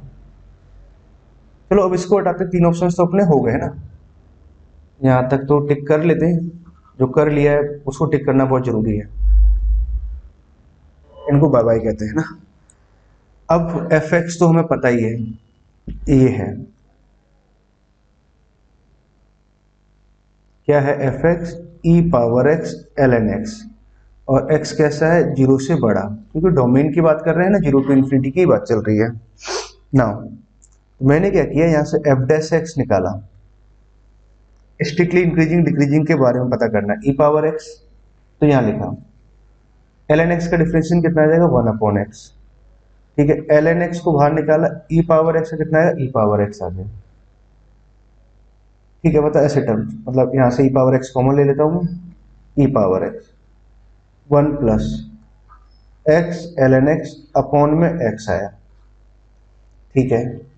अब बात इतनी सी समझ में आई मुझे, ई पावर एक्स अपॉन में एक्स और one plus x L N x, f dash x के बारे में बात करें जीरो टू इन्फिनिटी में, तो भाई ये पॉजिटिव है ये पॉजिटिव है, सारा खेल इस पे चल रहा है कि भाई ये टर्म कैसा होगा, ये पॉजिटिव होगा कि नेगेटिव होगा। अगर ये पॉजिटिव हो गया तो एफ डैश एक्स पॉजिटिव आया तो एफ एक्स स्ट्रिक्टली इंक्रीजिंग हो जाएगा। अब काम करते हैं, इसके बारे में पता लगाते हैं, तो लेट मान लेता हूं मैं थोड़ी देर के लिए इसे जी एक्स मान लिया, इसका ग्राफ ड्रॉ करता हूं मैं, एक्स एल एन एक्स, तो यहां से मैंने जी डैश एक्स लिखा, कितना आ जाएगा जी डैश एक्स, वन का तो जीरो आ गया डिफरेंशिएशन, एक्स को बाहर निकाला, एल एन एक्स का वन अपॉन एक्स आया, plus sign, l N x को बाहर निकाला, एक्स का वन आया, और यहां से कितना आ जाएगा, one plus l N x आया, ये है ना जी डैश एक्स, ठीक है। तो जी डैश एक्स को अगर मैं जीरो पुट करूं तो एक्स की वैल्यू कितनी आई, वन अपॉन ई आई, एल एन एक्स बराबर माइनस वन, एक्स बराबर कितना आ जाएगा, वन पावर ई पावर माइनस वन, तो मतलब वन एक्स बराबर आया वन बाई ई आया, मतलब ई पावर माइनस वन, ठीक है।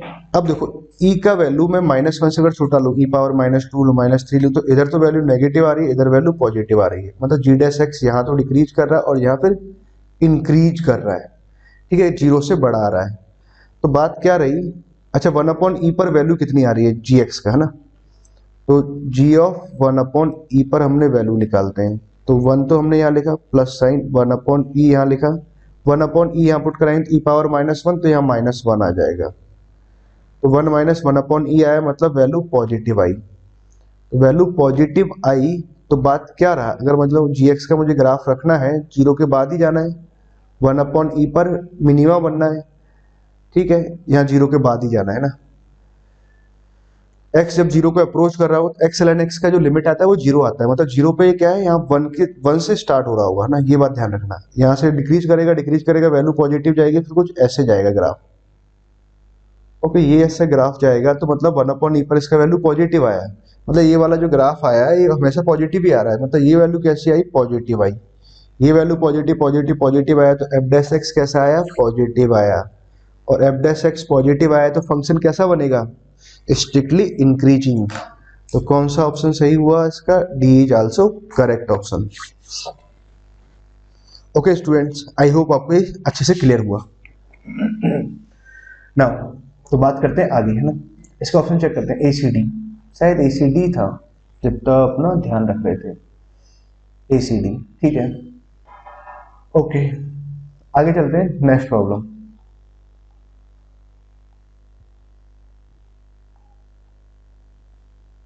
ओके नेक्स्ट प्रॉब्लम में क्या दे रखा है, पैराग्राफ दे रखा है आपको ना,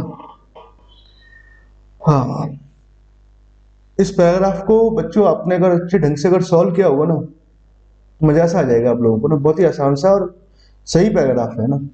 इसका एक प्रॉब्लम मैं आपको बता रहा हूँ, एक तो मैं आपके लिए छोड़ दे रहा हूँ, सेवंथ वाला ना, तो थोड़ा थोड़ा बता दूंगा आपको ना। इसका आंसर आप मुझे बढ़िया तरीके से और भी भेज सकते हो, आप खुद भी भेज सकते हो। काफी लेंदी सा या थोड़े केसेस ज्यादा हो जा रहे थे ना, चलो समझाएंगे आपको। सॉल्व करते हैं ना क्वेश्चंस को।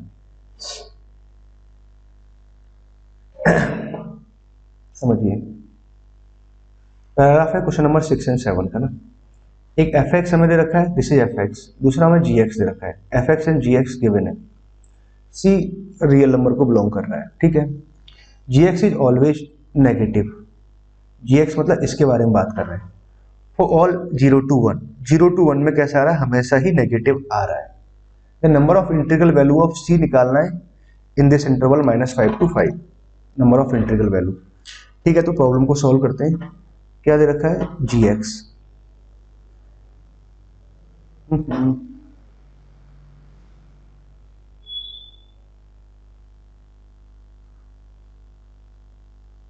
जी एक्स दे रखा है c x square plus 2 times of c plus 1 into x, ठीक है, plus sine of c plus 1।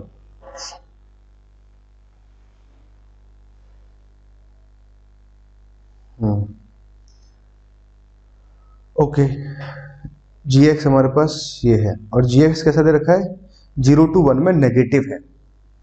अब देखो जी एक्स कैसे हमें क्या निकालना है, जी एक्स ये है, पूछा क्या गया हमसे, g x is negative for all x belongs to 0 to 1। 0 to 1 में नेगेटिव है, तो for that integral value of c पूछा हुआ है। चलो वो बात की बात में, तो जी एक्स कैसा होना चाहिए, नेगेटिव है ना, 0 to 1 में। अब देखो इस बात को समझो, क्या क्या पॉसिबिलिटी हो सकती है। मैं केस 1 लेता हूँ, या तो ग्राफ अपवर्ड ओपन हो सकता है या फिर डाउनवर्ड ओपन हो सकता है, दो पॉसिबिलिटी। अपवर्ड में कौन कौन सी पॉसिबिलिटी हो सकती है वो चेक करेंगे, ठीक है। ये एक्स एक्सिस है, 0 यहाँ कहीं है और 1 यहाँ कहीं है। 0 to 1 में नेगेटिव हो तो देखो डायग्राम ऐसा नहीं डायग्राम बना सकते, ये डायग्राम नहीं चल सकते, 0 to 1 में पॉजिटिव आ गया, ठीक है। ये वाला डायग्राम भी नहीं चल सकता क्योंकि 0 to 1 में पॉजिटिव आ रहा है, ठीक है। ये वाला डायग्राम भी नहीं चल सकता क्योंकि 0 to 1 में पॉजिटिव आ रहा है। ये वाला डायग्राम चल सकता है क्या, नहीं, ये वाला डायग्राम भी नहीं चल सकता। क्या ये वाला डायग्राम चल सकता है, हाँ ये चल सकता है। 0 to 1 में कैसा आया, नेगेटिव आ रहा है, सही बात है, ठीक है। 0 to 1 में अगर नेगेटिव आ रहा है तो ये वाला डायग्राम चलेगा, तो मतलब क्या हुआ, डी कैसा होना चाहिए इस वाले डायग्राम के लिए, डी होना चाहिए ग्रेटर देन 0, ठीक है। साथ में क्या होना चाहिए, एफ ऑफ 0, मतलब ग्राफ अपवर्ड ओपन है तो इसमें सी पॉजिटिव तो हम लेके चल ही रहे हैं ना, coefficient of x square positive, इस केस के अंडर बात कर रहे हैं। एफ ऑफ 0 कैसा होना चाहिए, नेगेटिव होना चाहिए, साथ में एफ ऑफ 1 भी कैसा होना चाहिए, नेगेटिव होना चाहिए, ठीक है। ये सारी बातें आएंगी ना। तो D F of 0 F of 1 ये कैलकुलेट करते हैं। अच्छा, इस सवाल में देखो थोड़ा सा एक हिंट है। हिंट क्या है कि मैंने यहाँ से प्रोडक्ट ऑफ रूट निकालता हूँ, प्रोडक्ट ऑफ रूट हमने निकाला c plus 1 c by a, upon में सी आया तो 1 + 1 अपॉन सी आया, सी पॉजिटिव है तो ऐसा कुछ आया, तो मतलब ये वाली बात कितनी हुई, 1 से बड़ी हुई, ठीक है। ये 1 से अगर बड़ा आ रहा है, alpha into beta, product of root 1 से बड़ा आ रहा है, और मैंने बोला है कि जो रूट है अभी एक तो 0 से छोटा जा रहा है और एक 0 से 1 से बड़ा जा रहा है, मतलब दोनों रूट कैसा रहे, अपोजिट साइन के आ रहे हैं, अपोजिट साइन के आ रहे हैं, तो इसका मतलब क्या है, प्रोडक्ट दोनों रूट अगर प्रोडक्ट ऑफ रूट अगर 1 से बड़ा है तो भाई दोनों रूट अपोजिट साइन के जाएंगे, जो कि पॉसिबल ही नहीं है, मतलब ये वाला केस पॉसिबल ही नहीं है भाई। हमारे इस डायग्राम के हिसाब से दोनों रूट अपोजिट साइन के आ रहे हैं, जबकि प्रोडक्ट फिर नेगेटिव आएगा, मतलब 1 से छोटा आएगा, 0 से छोटा भी आएगा वो तो मतलब केस 1 में ये अपवर्ड ओपन वाला केस तो पॉसिबल नहीं है, ठीक है। केस 2 लेते हैं, कैसा, डाउनवर्ड ओपन वाला। अगर डाउनवर्ड ओपन है तो सी कैसा होगा, लेस देन 0 होगा। अब डाउनवर्ड में कौन कौन से केस बन सकते हैं ना, इसके अंदर भी और केस आएंगे ना। पहला केस हमने अपवर्ड लिया, दूसरा केस हमने डाउनवर्ड लिया। अब देखो डाउनवर्ड में समझते हैं कि भाई 0 to 1 में नेगेटिव होना चाहिए, 0 to 1 में नेगेटिव। अब 0 to 1 में नेगेटिव हो सकता है तो डायग्राम जो क्या क्या बन सकता है। अच्छा, एक और बात बताता हूँ, मान लो अगर आप ये ना पता लगा पाते तब पहले ऐसे सॉल्व करते, ऐसे सॉल्व करते, तीनों का जब इंटरसेक्शन लेते, इसका और इसका जब इंटरसेक्शन लेते तो आंसर 5 आ जाता है ना, तो इसलिए कोई घबराने वाली बात नहीं थी। ठीक है बच्चों, समझ गए बात को ना। अगला प्रॉब्लम समझो भाई, 0 to 1 में अच्छा ये नेगेटिव आ रहा है, तो ग्राफ देखो कैसे कैसे बन सकता है। एक तो मतलब कुछ कुछ पॉसिबिलिटी हो सकती है, रियल रूट हो ना तो मतलब कट करके जाए, तो ऐसा बन सकता है डायग्राम, ठीक बात है। ऐसा भी बन सकता है एक केस 0 to 1 में, ठीक, और एक केस ऐसा भी बन सकता है, यही हो सकता है हमारे पास में। इधर की साइड से देखें तो ऐसे, अगर इस साइड से देखें तो हमारे पास में क्या आ सकता है, एक केस ये हो सकता है 0 to 1 में नेगेटिव जाएगा, एक केस ये हो सकता है और एक केस ये हो सकता है। ठीक है, इस सवाल में यहां तक की बात हमें मालूम चली। अगेन देखो, अब देखो हमारे पास में क्या रहेगा, इन दोनों केस को तो मैं कंबाइन कर सकता हूं, एक केस इसको मैं अलग से डील करूंगा, दूसरा ये तीसरा केस, इन दोनों को कंबाइन करके लिखा, और इसको मैंने अलग से लिखा चौथा केस, मतलब 4 केस आए। अच्छा, इसमें से देखो देखा जाए तो तीसरा और चौथा केस तो रिजेक्ट ही हो जाएगा। कैसे रिजेक्ट हो जाएगा, ये थोड़ा सा क्वाड्रेटिक में ना हमेशा देख लिया करो ना। कैसे, आपने प्रोडक्ट ऑफ रूट निकाला, प्रोडक्ट ऑफ रूट कितना आ जाएगा, 1 + 1/c आ रहा है, और अभी c कैसा है, नेगेटिव है, मतलब अल्फा बीटा -1 बराबर मैंने 1/c लिखा, c नेगेटिव है तो ऐसे कुछ है, मतलब अल्फा इंटू बीटा कैसा आ रहा है, 1 से छोटा आ रहा है, मतलब जो दोनों रूट है उनका प्रोडक्ट कैसा होना चाहिए, 1 से छोटा होना चाहिए। अब इस वाले केस में अगर आप समझो कि भाई दोनों रूट कैसे आ रहे हैं, 1 से बड़े आ रहे हैं, दोनों रूट अगर 1 से बड़े आ रहे हैं तो भैया यहाँ तो फिर क्या है, रूट का प्रोडक्ट 1 से छोटा आ ही नहीं सकता, ये तो श्योर है, मतलब ये वाला केस नहीं हो सकता। ठीक है, third and second and fourth तो अगर एक ही बात है, एक ही केस है, सेम केस, बस लिखने में आ गया फ्लो में ना, ये नहीं हो सकता और ये भी नहीं हो सकता ना, ये वाला केस भी नहीं हो सकता, ये वाला केस भी नहीं, ये दोनों केस हो सकते हैं। अब क्या है कि मान लो अब ये वाला केस हो, केस 1 है ना, मतलब केस 2 के अंदर पॉसिबिलिटी जब डाउनवर्ड ओपन हो तो हम उसके बारे में बात कर रहे हैं, तो क्या क्या पॉसिबिलिटी हो सकती है कि भाई अब इन दोनों को अगर मैं कंबाइन करके लिखूं तो पहली बात तो क्या होना चाहिए, डी के बारे में अगर बात करें तो भाई डी कैसा आना चाहिए, less than equal to 0, d less than equal to 0 होना चाहिए, पहली बात। सेकंड पॉइंट क्या होना चाहिए, 0 पे वैल्यू कैसा आना चाहिए, नेगेटिव आना चाहिए, 0 पे अगर नेगेटिव आ रहा है तो 1 पे तो अपने आप ही नेगेटिव आ जाएगा। ठीक है, इसके लिए तो ये कंडीशंस बनेंगी। तो हमारे पास में 2 केस जब मैं सॉल्व करूंगा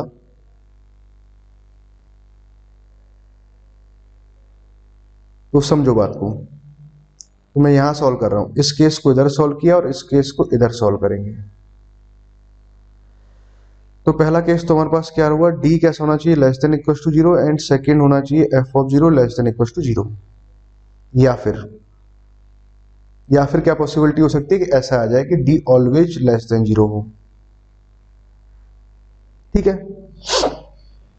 डायग्राम ऐसे बन सकता है। अच्छा, एक ही में समझा दिया था ना ये सब बात डायग्राम, क्योंकि हमें केस अलग अलग से लिखने पड़ते हैं। अब समझो डी अगर लेस देन इक्वल टू 0 है, डी मतलब कैसा है, less than equal to 0, d है कितना, डी निकालते हैं ना, पहले डी के लिए एक्सप्रेशन लिख लेते हैं। डी में यहां लिखता हूं कितना आ जाएगा, b², तो 4 यहां लिखा हमने, c+1 का होल स्क्वायर लिखा, माइनस का 4 यहां से लिखेंगे, a का वैल्यू c आ रहा है और c का वैल्यू c+1 आया। ठीक है, तो 4 तो यहां से कॉमन आ रहा है, c+1 यहां से कॉमन आया, ठीक बात है, तो c+1 तो यहां से बचा हमारे पास में, 4 इंटू c+1 यहां से कॉमन ले लिया तो यहां से कितना बचा, माइनस का 4c, ये आ गया।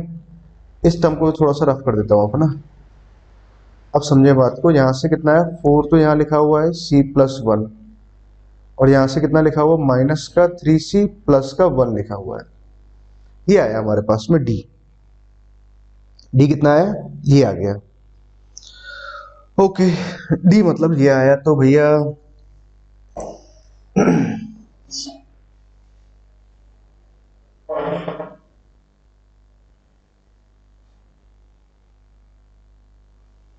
ठीक है,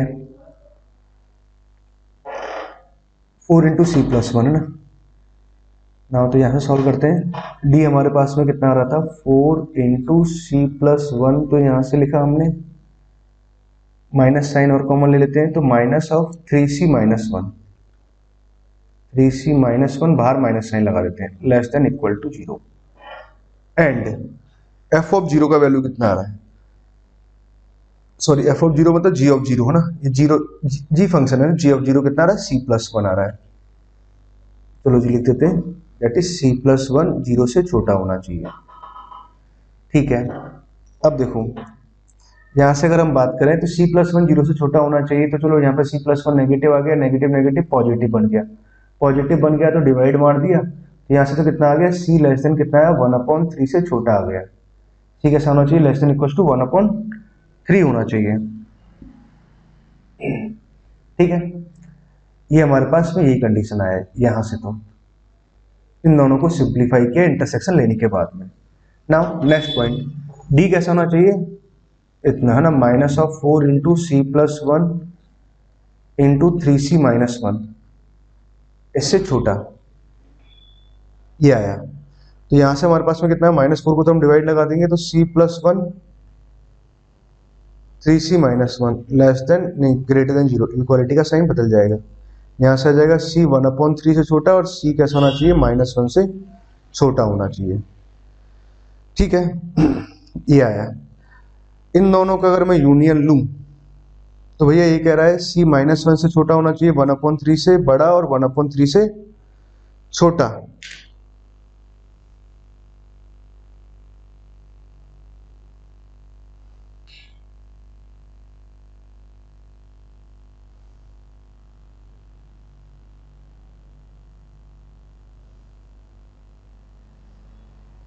नहीं नहीं नहीं बेटा, ऐसे नहीं है ना, इसको देखो अंडर दिस कंडीशंस लेना है, सॉरी इसको इस अंडर दिस कंडीशन और इसको under this condition, c less than zero वाली कंडीशन, इन दोनों का तो इंटरसेक्शन और फाइनली यूनियन।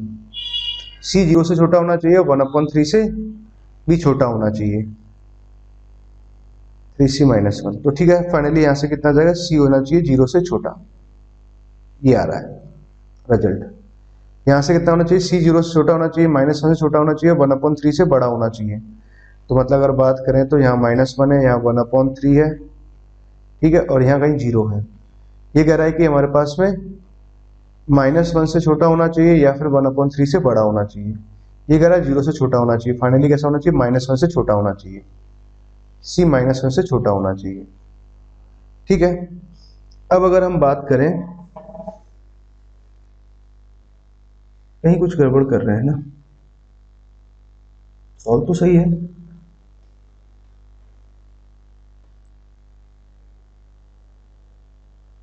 कहीं कुछ गलती की गई बेटा, b of less than equal to zero आ गया, f of zero is less than zero हो गया।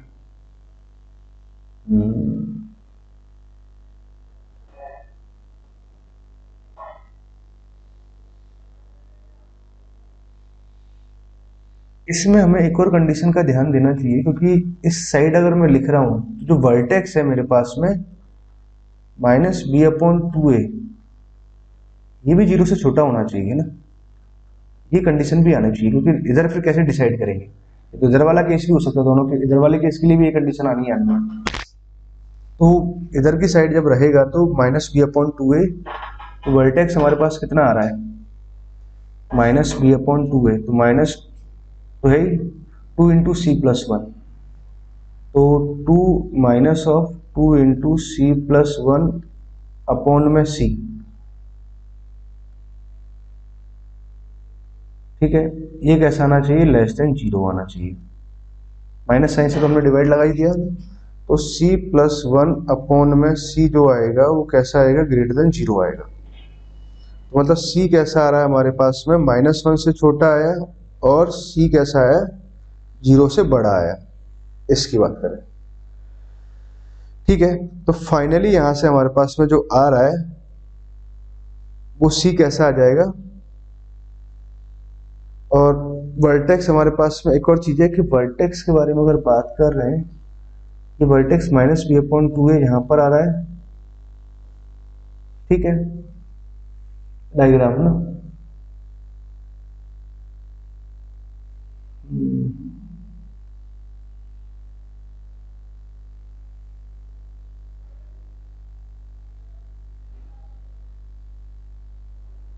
मान लो अगर मैं एक डायग्राम ये वाला बनाऊं, ठीक है, वर्टेक्स अगर यहां से अगर चला जाए जीरो टू वन में कैसे आ रहा है, नेगेटिव आ रहा है कि नहीं आ रहा है? हाँ, ओपन इंटरवल में जीरो टू वन में सही है, आएगा। मतलब ये बात ये समझ में आई कि भैया जी ऑफ जीरो जो है वर्टेक्स वो है कितना आ सकता है, माइनस वी अपॉइंट टू से छोटा आएगा। जी ऑफ जीरो की बात भी करेंगे तो भैया जी ऑफ जीरो भी जीरो के बराबर भी जा सकता है, मतलब यहाँ पर भी इक्वल टू का साइन आएगा, यहाँ भी इक्वल टू आया, यहाँ भी इक्वल टू आया।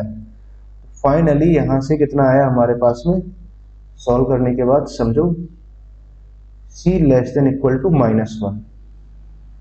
यहाँ से आ रहा है c less than equal to minus one और c ग्रेटर देन जीरो।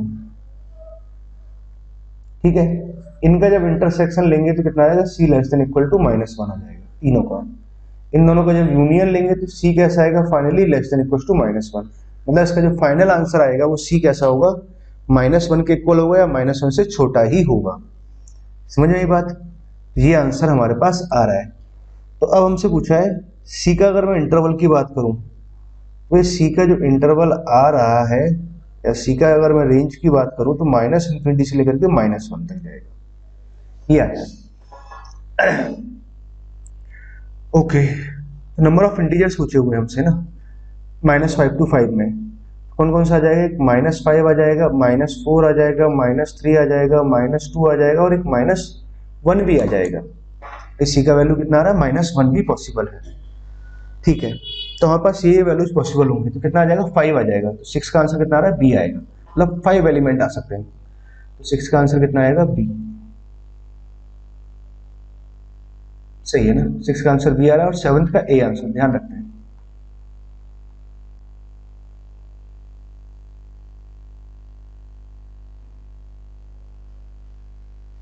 अभी तो कहानी बाकी है, पिक्चर अभी बाकी है मेरे दोस्त। अब हम बात करते हैं सेवंथ की। सेवंथ को बड़े ध्यान से समझो ना। अच्छा, इस पूरे वाले पार्ट में एक सेवंथ क्वेश्चन ही बहुत ही सही क्वेश्चन है ना, थोड़ा ट्रिकी है, उसको आप थोड़ा ध्यान से समझना है ना। मैं उसका केसेस आपको बता दूंगा और आप अपने आप से सॉल्व कर लेना है एक बार को।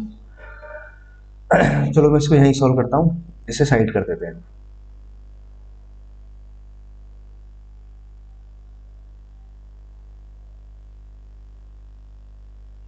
समझो क्या दिया है पहले हमारे पास में, f x less than equal to zero.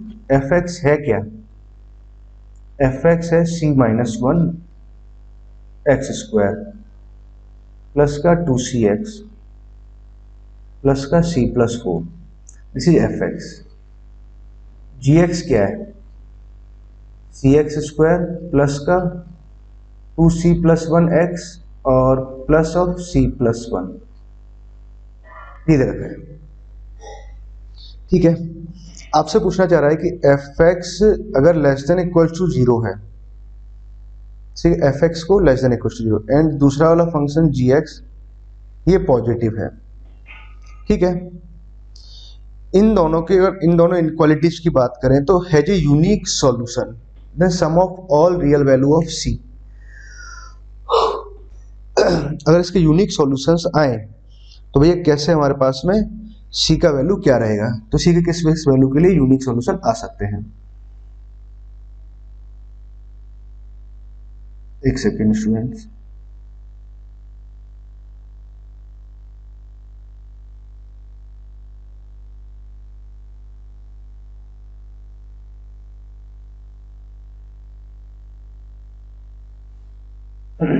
अच्छा समझो पॉइंट है ना। अच्छा पहले इसका मतलब समझो कि इसका कहना क्या चाह रहा है, तो आप ऐसे समझो। मैं एक एग्जांपल लेता हूं, मान लो कि मैंने लिखा x minus one, x minus three less than equal to zero लिखा। इसका सॉल्यूशन तो कितना आएगा, वन और थ्री के बीच में आएगा, आएगा ना। ठीक बात है, मान लो कि मैंने लिखा x माइनस टू और मान लो यहाँ लिखा x माइनस फोर लिखा, greater than equal to zero लिखा। इसका सॉल्यूशन की अगर मैं बात करूं तो less than equal to two आएगा और greater than equal to four आएगा, आएगा। अब इन दोनों के अगर मैं सॉल्यूशंस की बात करूं तो ये वन और यूनिक सॉल्यूशंस है ना, जैसे मान लो इनके सॉल्यूशंस की बात करें भाई, तो हमारे पास में क्या रहेगा, ये भी होना चाहिए एंड ये भी, है ना। इन दोनों की बात करें, ये होना चाहिए एंड ये होना चाहिए, दोनों कंडीशंस। तो जब इन दोनों का इंटरसेक्शन लोगे तो इंटरसेक्शन हमारे पास कितना आ जाएगा इन दोनों का इंटरसेक्शन जब लेंगे तो, मान लो बताता हूँ 1 2 3 4। पहला वाला इनक्वालिटी क्या कह रहा है 1 और 3 के बीच में होना चाहिए, 1 और 3 को भी इंक्लूड करते हुए। ये दूसरा कह रहा है नहीं 2 से छोटा होना चाहिए और 4 से बड़ा होना चाहिए। तो क्या आया हमारे पास, ये आया। ये आया तो कितने सारे सॉल्यूशंस आए, इनफाइनाइट सॉल्यूशंस आ गए ना 1 और 2 के बीच में। ठीक है, अब वो ये कहना चाह रहा है कि सिर्फ यूनिक सॉल्यूशंस ही आए।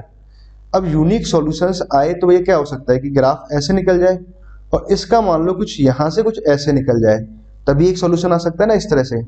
कुछ इस तरह की इनक्वालिटी के बारे में बात कर रहे हैं। तो आई थिंक आपको मेरी बात तो समझ में आ गई कि अगर जैसे इस एग्जाम्पल की बात करें, एफ एक्स ऐसे ऐसे कुछ ले लिया है ना, तो यहाँ सॉल्यूशंस कैसे आ जाएंगे, इनफाइनाइट सॉल्यूशंस आएंगे। यूनिक आने के लिए जैसे मान लो कि एक से इससे ये आंसर आया, अब यूनिक सॉल्यूशन आया मान लो दूसरे से क्या है, कुछ ऐसे आंसर आ जाए कि ऐसे मान लेते हैं कुछ ऐसे आ गया, यहां से कुछ ऐसे आंसर आया और ये मान लो कुछ यहां से ही ले लिया ऐसे। अब देखो इन दोनों के बीच में क्या आ रहा है, ये यहाँ पर है, बीच में गैप भी है ना। एक यूनिक सॉल्यूशन आ रहा है कि नहीं आया, इन दोनों के बीच में आया यूनिक सॉल्यूशन। तो आपसे यही पूछा हुआ है कि इन दोनों के बीच में अगर यूनिक सॉल्यूशंस आए तो क्या क्या पॉसिबिलिटी हो सकती है। एफ एक्स को नेगेटिव करना है, जी एक्स पॉजिटिव रहे। ठीक है, अब देखो हमारे पास में क्या क्या पॉसिबिलिटी। पहले हमने लिया कि जब भी कैसे दो क्वाड्रेटिक रहती है ना, तो क्या क्या पॉसिबिलिटी हो सकती है, दोनों अपवर्ड हो सकते हैं, दोनों डाउनवर्ड हो सकते हैं, एक अपवर्ड और एक डाउनवर्ड हो सकता है। तो पहला केस हमने लिया केस 1। केस 1 में और भी केस आ सकते हैं ना, बोथ अपवर्ड। अगर दोनों ही अपवर्ड है तो बस मैं आपको केस बता के यहाँ पर छोड़ दे रहा हूँ प्रॉब्लम को ना। मान लो कि हमारे पास में क्या रहा कि, अब समझो बात को मैं अच्छे से समझाता हूँ। यहाँ पर दोनों ही अपवर्ड हूं तो मान लो ये एफ एक्स यहाँ पर है। ठीक है, अब जी एक्स के बारे में थोड़ी देर के लिए बताते हैं उन्हें। जी एक्स दोनों ही अपवर्ड बना रहे हैं। अब क्या एफ एक्स हमारे पास में पॉजिटिव होना चाहिए, एफ एक्स क्या दे रखा है नेगेटिव और दूसरा वाला पॉजिटिव। एफ एक्स को नेगेटिव मतलब पहले वाले को नेगेटिव, दूसरे वाले को पॉजिटिव। एफ एक्स नेगेटिव कहाँ आ रहा है, इस रीजन में नेगेटिव आया। कलर चेंज करके बताता हूँ, यहाँ नेगेटिव आ रहा है, ये हमने इससे डार्क कर लिया। इसके करस्पॉन्डिंग जो x की वैल्यूज आई वो ये सारी x की वैल्यूज आई। ठीक है, ये सारी x की वैल्यूज आई। अब मुझे gx ड्रॉ करना है। अब मान लो कि gx आपने अपवर्ड लिया, मान लो आपने gx ही अपवर्ड लिया, मान लो ऐसे ले लिया थोड़ी देर के लिए। अब देखो gx आपने अपवर्ड लिया तो gx पॉजिटिव कहाँ आ रहा है, इस हिस्से में पॉजिटिव आ रहा है, जो मैं थोड़ा डार्क बना दे रहा हूं। तो यहाँ पे क्या है, अब ये दोनों देखो यहाँ x की वैल्यू दी आई तो इनफाइनाइट सॉल्यूशंस आ गए ना, जबकि हमें क्या चाहिए, यूनिक सॉल्यूशंस चाहिए। अब यूनिक सॉल्यूशंस चाहिए तो जीएक्स का ग्राफ ऐसा नहीं हो सकता। क्या जीएक्स का ग्राफ कुछ ऐसा हो सकता है क्या? ठीक, अब देखिए तो जीएक्स का अगर ये ग्राफ आपने ले लिया तो जीएक्स यहाँ पॉजिटिव आया, इस हिस्से में पॉजिटिव आया, इस हिस्से में पॉजिटिव आया। ठीक है, इससे करस्पॉन्डिंग एक्स की वैल्यू यहाँ से तो कुछ सॉल्यूशन ही नहीं आया। ठीक, ये भी नहीं हो सकता, मतलब ये भी नहीं हो सकता, ये भी नहीं हो सकता। क्या जीएक्स का ग्राफ से कट करके जाए तो वो हो सकता है क्या? नहीं, वो भी नहीं हो सकता। अच्छा, यहाँ से कुछ ऐसे निकल जाए टच करके तो क्या ये हो सकता है कि नहीं? इस हिस्से में पॉजिटिव यहाँ आ रहा है, जिससे करस्पॉन्डिंग ये एक्स की वैल्यू जाए, इससे करस्पॉन्डिंग ये एक्स की वैल्यू जाए, मतलब ये भी नहीं हो सकता। मतलब ये सारे ग्राफ नहीं हो सकते। और क्या पॉसिबिलिटी हो सकती है, अगर एफ एक्स कट कर रहा था तब ये था। मान लो अगर एफ एक्स कट ना करे, एफ एक्स ऐसे टच करे, एफ एक्स ने ऐसे टच किया, ठीक है, तो ये एफ एक्स है। एफ एक्स कैसा होना चाहिए, less than equal to zero. तो इक्वल टू जीरो यहाँ कहीं आ रहा है एक वैल्यू पर। अब मान लो जीएक्स की बात करें तो जीएक्स का ग्राफ ऐसे कट करके बनाया आपने, जीएक्स का ग्राफ कट करके बनाया। तो अब देखो जीएक्स तो मुझे पॉजिटिव चाहिए, पॉजिटिव यहाँ कहीं पॉजिटिव आ रहा है। ठीक है, यहाँ कहीं पॉजिटिव आ रहा है। ठीक है, ये एफ एक्स जीरो यहाँ कहीं आ रहा है। एक सोल्यूशन आ रहा है कि नहीं आ रहा? हाँ, एक सोल्यूशन आ रहा है इस केस में, इनफाइनाइट सॉल्यूशंस नहीं आए। तो हमारे पास ये वाला केस पॉसिबल है। तो ये वाला केस पॉसिबल है तो क्या रहेगा, जैसे कैलकुलेशन आप कर लेना। तो f जो फंक्शन है उसका डिस्क्रिमिनेंट तो कैसा होना चाहिए, जीरो, पहली बात। ठीक है, दूसरा पॉइंट हम क्या बोल सकते हैं,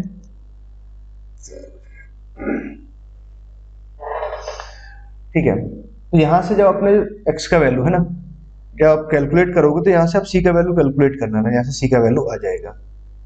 ठीक है, जब आप यहाँ से कैलकुलेट करोगे तो x का वैल्यू ये भी निकल जाएगा, और x के इस वैल्यू पे ये चेक कर लेना कि ये पॉजिटिव आ रहा है कि नेगेटिव आ रहा है। ठीक है, तो पॉजिटिव आ जाएगा तो सही बात है ना, तो एक केस ये पॉसिबल है, एक केस। तो दूसरा पॉसिबिलिटी क्या हो सकता है, ठीक, अपवर्ड ओपन में तो हमारे पास ये केस आए। अब बात करते हैं जब दोनों ही अगर डाउनवर्ड हो, केस 2 कि बोथ डाउनवर्ड, अगर दोनों ही डाउनवर्ड से, पहले मैं एफ एक्स बनाता हूं और ये येलो कलर से बनाते हैं, कलर येलो आ जाओ, ये एफ एक्स बनाया।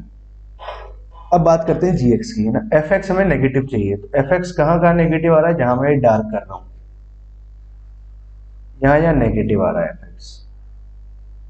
ठीक है, तो करस्पॉन्डिंग एक्स की वैल्यू, ये पूरी वैल्यू जाइए एक्स की, ये पूरी एक्स की वैल्यू जा रही है यहाँ पर भी एक्स की पूरी वैल्यू जा रही है। अब मुझे तो क्या है कि एक यूनिक सॉल्यूशंस चाहिए, तो यूनिक सॉल्यूशंस चाहिए तो भाई जी एक्स का ग्राफ अगर देखो आप ऐसे बनाओ, जी एक्स का ग्राफ ऐसे, तो भाई ये सारी वैल्यू जा गई, ये नहीं चलेगा, मतलब ऐसा ग्राफ नहीं चल सकता जी एक्स का। तो जी एक्स का ग्राफ कुछ ऐसा वाला, ये वाला ग्राफ भी नहीं चल सकता, बिल्कुल नहीं चल सकता। क्या जी एक्स का ये वाला ग्राफ चल सकता है क्या, ऐसे अगर कॉमन लेके जाए तो? अच्छा पहले देखो जी एक्स का क्या ये वाला ग्राफ चल सकता है क्या? ठीक है, क्योंकि यहाँ हमें क्या चाहिए, जी एक्स तो पॉजिटिव चाहिए। जी एक्स पॉजिटिव कहाँ का आ रहा है, एक्स की इन वैल्यूज के लिए, तो इनफाइनाइट सॉल्यूशंस आ गए, नहीं ये वाला भी नहीं चल सकता। अच्छा तो अब क्या ये वाला ग्राफ चल सकता है क्या, ये वाला जो यहाँ से ऐसे जाए और ऐसे निकल जाए? अच्छा इस वाले ग्राफ को देखें, जी एक्स मुझे पॉजिटिव चाहिए है ना, ग्रेटर देन इक्वल टू 0, और ये नेगेटिव, तो भाई एक सॉल्यूशन आ रहा है ना यहाँ पर, ये कॉमन आया सिर्फ पॉजिटिव। मैं तो ये ऊपर वाला हिस्सा देखूंगा, यहाँ पॉजिटिव, ये बना इसका हिस्सा, यहाँ से ये करस्पॉन्डिंग एक्स आ रहा है, इसका हमारे पास में एफ एक्स नेगेटिव ही आया, तो बस यही कॉमन आया हमारे पास, तो मतलब क्या हुआ, एक सॉल्यूशन तो यहाँ से आ सकता है। ठीक है, अच्छा क्या ऐसा वाला चल सकता है कि मतलब यहाँ से ऐसे जाएं या फिर ऐसे जाएं, ये वाला एफ एक्स पॉजिटिव आ गया, हाँ ये चल सकता है, मतलब या तो ये वाला ग्राफ या ये वाला ग्राफ। क्या दोनों रूट कॉमन वाला चल सकता है क्या, नहीं, दोनों कॉमन चलेंगे तो फिर क्या हो जाएगा, गड़बड़ हो जाएगा। मतलब क्या होना चाहिए, एक बात क्या हो सकता है, एग्जैक्टली वन रूट कॉमन हो, एक तो ये चल सकता है। ठीक, अगर ये वाला ग्राफ चलेगा तो इसका मतलब क्या हुआ, इन दोनों में एक कॉमन रूट आएगा, exactly one root is common. ठीक है, इसका थ्योरी वाला पार्ट मैं आपको एक्सप्लेन कर रहा हूँ, एक केस तो आप ये सॉल्व करना है ना, exactly one root is common. अच्छा जब आप इस वाले पार्ट को सॉल्व करोगे ना, तो मैं ऐसे बता देता हूँ, सी का वैल्यू जो आएगा मेरे पास में -3/4 आ रहा है, और यहाँ से जब आप सॉल्व कराओगे तो सी का वैल्यू कितना आ जाएगा, 4/3 आ जाएगा। ठीक है, तो आंसर को आप चेक कर सकते हो ना, ताकि थोड़ी आपको और हेल्प मिल जाएगी। ओके ये दोनों बातें हो गई ना, क्या और कोई पॉसिबिलिटी, और कोई पॉसिबिलिटी होगी नहीं ना, ये इधर के साइड का ले लिया, इधर का साइड का ले लिया, और ऐसे करके ले लिया, और ये इस तरह का ले लिया। अब एक पॉसिबिलिटी और हो सकती है कि एक अपवर्ड हो और एक डाउनवर्ड हो, केस 3, एक अपवर्ड और एक डाउनवर्ड हो। अब एक अपवर्ड डाउनवर्ड में मान लो कि ये आपने ऐसे ले लिया, अपवर्ड में एफ एक्स ये तो नेगेटिव होना चाहिए, तो मतलब ये एक्स की वैल्यू जाएंगी। अब डाउनवर्ड में ले रहा हूं, तो डाउनवर्ड अगर मैं लूं, एक सॉल्यूशन आए हमारे पास में, और ये कितना होना चाहिए, पॉजिटिव। ठीक है, तो एक रूट कॉमन आ गया ना, तो वो तो हमने कैसे भी ले लो, दोनों साइड से एक ही आएगा ना। कॉमन वाली केस को हटा देता हूं ना, मान लो कि अब देखो डाउनवर्ड ले लिया आपने, ये मान लेते हैं एफ एक्स को अपवर्ड लिया, जी एक्स को डाउनवर्ड लेते हैं, जी एक्स को डाउनवर्ड लिया तो आपने एक वाला ये डाउनवर्ड लिया, जी एक्स पॉजिटिव होना चाहिए, तो जी एक्स पॉजिटिव आ रहा है, एफ एक्स नेगेटिव आया, तो कोई सॉल्यूशन ही नहीं आ रहा है यहाँ तो। ठीक है, ऐसा वाला अगर ले, कट करता हुआ वाला, तो यहाँ पे ये पॉजिटिव आया तो इनफाइनाइट सॉल्यूशंस आ जाएंगे, ये इनफाइनाइट सॉल्यूशंस आ गए। अगर मान लो ऐसे जाए यहाँ पर, तो वन रूट इज कॉमन वाला केस बनेगा, वन रूट इज कॉमन। ठीक है, तो वन रूट इज कॉमन वाला केस तो अपन पहले लिख चुके हैं ना, एक रूट यहाँ से कॉमन आया और इधर से आ जाएगा, वन रूट वाला तो हो चुका है ना, एक रूट कॉमन आ जाए। ठीक, बस एक ही पॉसिबिलिटी बन सकती है, जैसे वन रूट इज कॉमन और दूसरा हमारे पास वो वाला केस है ना, ये तो हम ले चुके हैं ऑलरेडी। बाकी अगर देखो मान लो ऐसे लिखेंगे तो भी क्या इनफाइनाइट केस आ गए, ये वाला केस लिखेंगे तो कोई सॉल्यूशन नहीं आएगा, मतलब अपवर्ड होगा और डाउनवर्ड ओपन होगा तो इन दैट केस क्या आएगा, नो सॉल्यूशन आएगा। ठीक है, ये बात आपको ध्यान रखना है। आई होप स्टूडेंट आपको यहाँ तक की सारी बात समझ में आई होगी, और सवाल में आपको क्या क्या दिक्कतें आ सकती थी वो सारी बातें मैंने आपको एज ए थ्योरी वाइज तो डिस्कस कर दिया ना, और सॉल्यूशन वाइज भी आपको ये बता दिया कि जो वैल्यूज आने वाली है सी की वो कौन कौन सी आएंगी। एक तो -3/4 आएगा और यहाँ से आ जाएगा 4/3 आ जाएगा। ठीक है स्टूडेंट, आई होप आपको यहाँ तक की बात क्लियर हुई ना।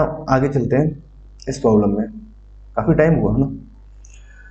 ओके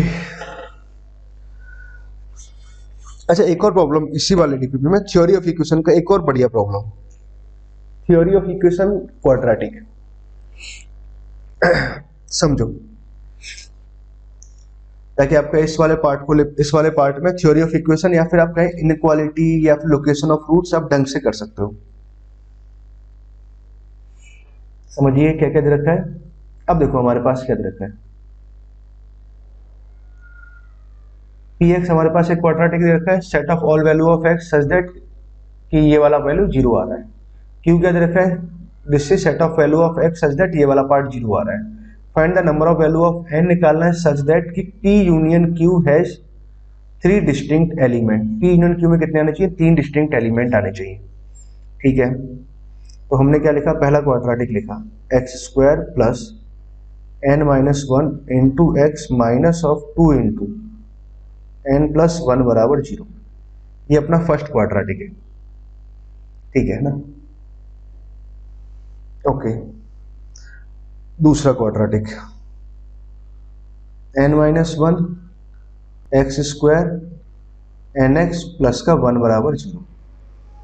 अब देखो क्या तरीका है, या तो पहले आप इसके रूट निकालो, है ना। अब रूट निकालते हैं। अच्छा, इसमें एक बात समझो आप,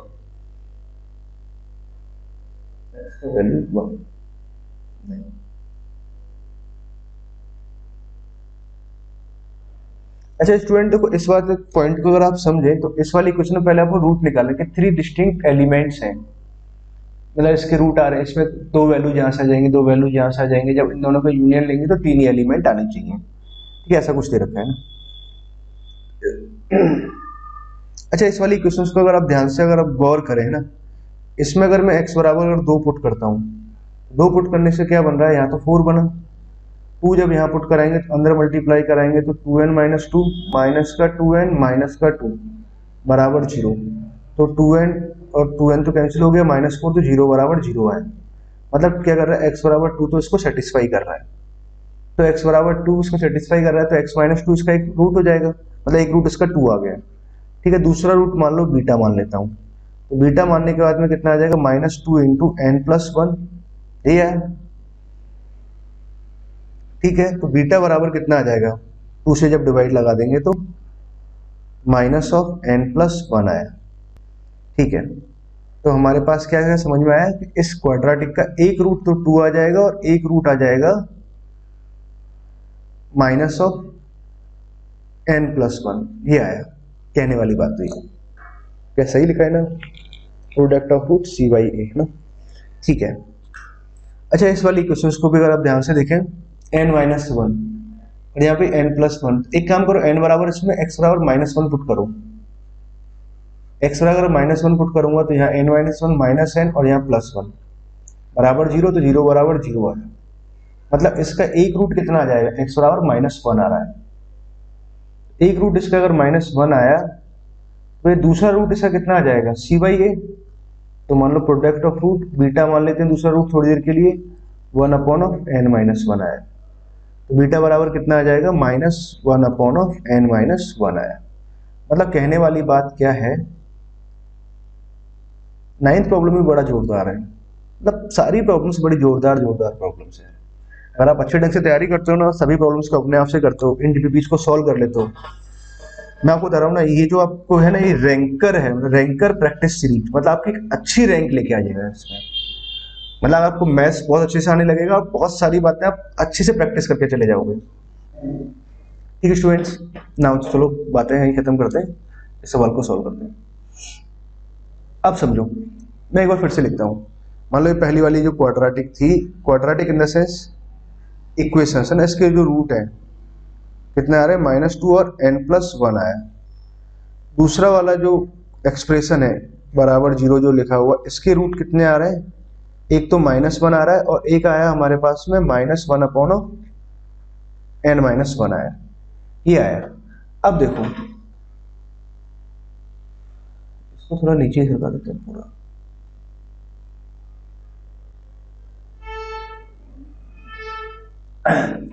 अब देखो हमारे पास में क्या चाहिए, डिस्टिंक्ट P यूनियन Q है ना, यहाँ से ही रूट है, यहाँ से ही रूट है, तो P यूनियन Q अगर मैं जब लूं, इसमें 3 एलिमेंट्स आने चाहिए, तो 3 एलिमेंट्स आने चाहिए, तो एक तो 2 आ सकता है, एक -1 आ सकता है और इन दोनों में से आ सकता है।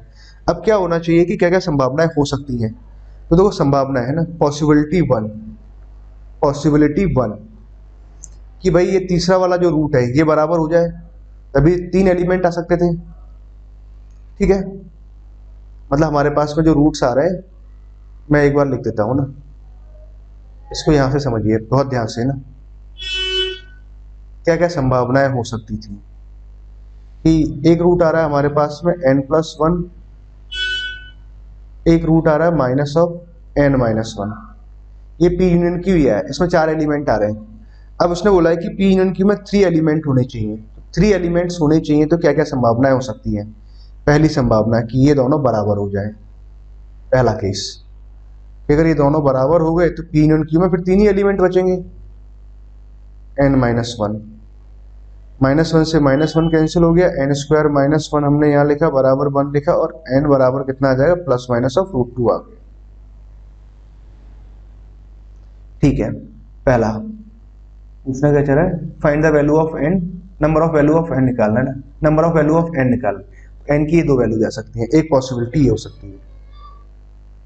दूसरी पॉसिबिलिटी क्या हो सकती है कि ये वाला जो नंबर है, इस वाले नंबर को पकड़ा पहले मैंने ना, ये वाला नंबर इसके बराबर हो सकता है, या फिर इसके बराबर हो सकता है, या फिर इसके बराबर हो सकता है, ठीक है। तो ऐसे ही चले ना, अब मैंने पकड़ा -(n+1) को पकड़ा हमने, या तो ये -1 के बराबर हो सकता है या फिर ये 2 के बराबर हो जाए, ठीक है। मान लो जब ये -1 के बराबर हुआ तो n -1 तो ऐसे कैंसिल हो गया, तो n का वैल्यू 0 आ गया। मान लो ये नंबर जब इसके बराबर हुआ तो n+1 बराबर कितना आया, -2 आया, और n का वैल्यू कितना आया, -3 आया, ये है ना। एक संभावना तो ये हो सकती है हमारे पास में, ठीक है। तो यहां से कितना है, एक आंसर ये आया, एक आंसर ये आया। अब क्या हो सकता है, इस नंबर को पकड़ा था तो हमने तीनों के बराबर कर दिया, तो यहाँ से 2 केस है, यहाँ से एक है, यहाँ से एक केस है। अच्छा अब इस नंबर को पकड़ते हैं, अब ये नंबर इसके बराबर तो हम कर चुके, अब इन दोनों के बराबर और कर देते हैं, तो -1/n-1 का वैल्यू आपने या तो -1 लिया या फिर 2 लिया, तो यहाँ से क्या होगा, -1 तो कैंसिल हो जाएगा, n-1 बराबर 1 आएगा और n बराबर एक 2 आ जाएगा, एक तो ये जब -1 लेके चलेंगे तो, और n-1 बराबर इसको डिवाइड किया तो माइनस का हाफ यहाँ से आया और प्लस का 1, तो n का वैल्यू हाफ यहाँ से आ जाएगा, ये आ जाएगा हमारे पास वैल्यूज। एक वैल्यू ये आया, एक वैल्यू ये आया, एक वैल्यू यहाँ से आ गया 3, एक वैल्यू 4 यहाँ से आ गया, और 2 वैल्यू हमारे पास यहाँ से आया, 6 वैल्यूज आया, ठीक है ना। तो हमने क्या क्या बोल दिया आप लोगों को, एक संभावना तो ये हो सकती थी कि ये दोनों नंबर आपस में बराबर हो जाए, नहीं आपस में नहीं, यही से समझते हैं, n+1, ठीक है, या तो इसके बराबर हो गया, एक केस हमने ये लिख लिया, यहाँ से 2 वैल्यूज आई, n+1 को इसके बराबर किया और इसके बराबर किया तो 2 वैल्यूज यहाँ से आई, ठीक है, ये 2 केस हो गए। और हमारे पास में जब ये इसके बराबर आ जाए तो भी P यूनियन Q में 3 एलिमेंट आ सकते हैं ना। अच्छा और संभावना क्या हो सकती है,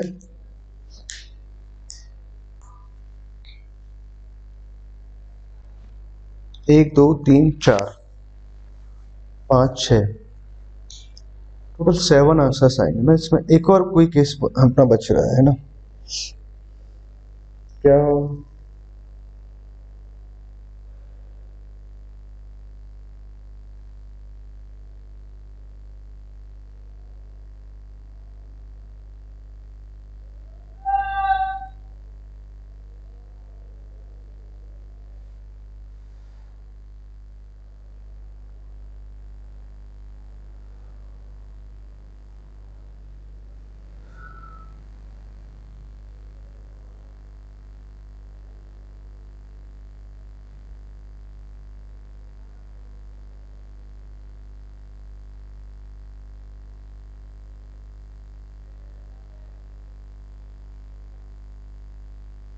और क्या होगा, एक पॉसिबिलिटी तो ये हो गई हमारे पास में कि -n+1 3 के बराबर है।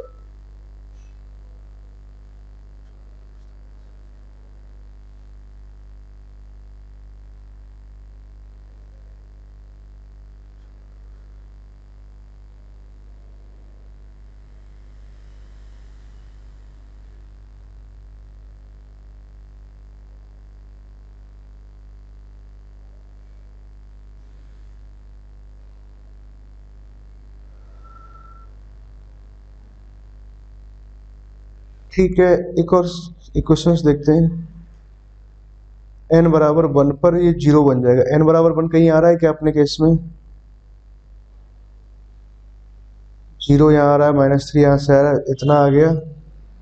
अच्छा, एक और पॉइंट समझो, देखो एक और केस ये जो रह जा रहा है ना कि n बराबर 1 हो सकता है कि नहीं हो सकता। n बराबर आपने 1 यहाँ रखा, n बराबर 1 रखने से क्या होगा, क्योंकि क्वाड्रेटिक उसने बोला ही नहीं क्वाड्रेटिक है, उसने बोला इक्वेशंस के बारे में बात कर रहे हैं। तो एक यहाँ से चेक कर सकते हैं, अगर n बराबर 1 है, n बराबर 1 है तो यहाँ से कितना है, x+1 बराबर 0 आया। x का वैल्यू कितना आ रहा है, -1 आया। एक रूट तो यहाँ से आया। n बराबर अगर मैं 1 यहाँ पुट करूंगा तो यहाँ तो x² आएगा। n बराबर 1 पुट करने पे 0 हो जाएगा, माइनस का 2 टाइम्स आएगा। n बराबर 1 पुट कराएंगे तो 4 आ जाएगा, बराबर 0 आ गया। तो यहाँ से x का वैल्यू कितना आ जाएगा भाई, +-2 आ जाएगा। तो एक वैल्यू यहाँ से है, दो वैल्यू यहाँ से है, तो कितना आ जाएगा, p यूनिट क्यू कितना आ जाएगा, 3 आ जाएगा। तो n बराबर 1 भी पॉसिबल होगा। तो भैया हमारे पास जो n की वैल्यूज आई तो वो ये सारी वैल्यूज आई। टोटल वैल्यूज कितनी हो गई भाई, 6 वैल्यूज तो यहाँ से आ गई, 2 यहाँ से काउंट हुआ, 1 2 3 4 5 6 और एक वैल्यूज हमारे पास यहाँ से आई, ना टोटल 7 वैल्यूज है। ठीक है स्टूडेंट्स, तो number of values of n कितना आ जाएगा, 7 आएगा। ठीक है, इसका आंसर सही है, मुझे याद है ना, डोंट वरी। ओके, क्लियर ना। तो क्वेश्चन नंबर 8 हमारा सॉल्व हो गया ना। अब बात करते हैं हम क्वेश्चन नंबर 9th और 10th की।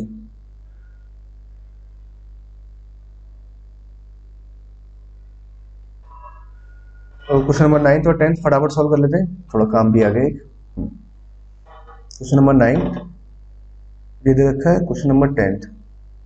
तो ठीक है, दोनों समझते हैं ना, सॉल्व हो जाएंगे। अच्छा देखो, बहुत ही प्यारा क्वेश्चन है, बहुत ही प्यारा क्वेश्चन है। K element are 4 distinct unit vector in space. पहली बात तो ये लाइन ही इंपॉर्टेंट है। 4 वेक्टर दे रखे हैं स्पेस के अंदर, तो 4 वेक्टर अगर स्पेस में दे रखे हैं ना, इसका मतलब ये हुआ कि किसी भी एक वेक्टर को आप रिमेनिंग 3 वेक्टर्स में लिख सकते हो, बहुत आसानी से लिख सकते हैं ना। ये बात आपको पता होना चाहिए, ये मैं एक्सप्लेन नहीं कर रहा। आगे हमें क्या दे रखा है, k dot l, l dot, m dot, n dot, ऐसे करके इनका सबका वैल्यू कितना दे रखा है, माइनस ये दे रखा है। k dot n can be express, तो k डॉट एन का वैल्यू ऐसे पूछा गया है। नाउ अब हमसे पूछा गया है कि k dot n find out करना है ना। ठीक है, बड़ी प्रॉब्लम है ये भी ना। k dot l, l dot, L dot, ऐसा कुछ दे रखा है। तो मैंने पहला काम क्या किया, l बराबर लिखा, किसी भी एक वेक्टर के बराबर लिखता हूं। तो मैंने l बराबर लिखा m x times of m vector, ठीक है, y times of n vector plus z times of k vector, कुछ ऐसा लिखा हमने। n डॉट k मुझे फाइंड आउट करना है, तो लेट मान लेते हैं इसकी वैल्यू अल्फा मान लेंगे ना, इसको फाइंड आउट करना है। अब देखो मैंने क्या किया, इसको l के साथ डॉट लिया। l के साथ अगर मैं इसको डॉट लूंगा, l के साथ अगर डॉट लिया तो l डॉट l बना, l डॉट l का वैल्यू 1 आ जाएगा, x into l dot m बना, l डॉट m का वैल्यू -1/11 आएगा, प्लस साइन y, l के साथ डॉट ले रहे हैं, l डॉट n का वैल्यू भी कितना आ रहा है, -1/11 आया, plus z into l dot k का वैल्यू भी कितना आ जाएगा, -1/11 आया। ये है, ठीक है। l डॉट l के साथ हमने डॉट लिया ना, तो यहां से एक्चुअली में आया कितना, x plus y plus Z.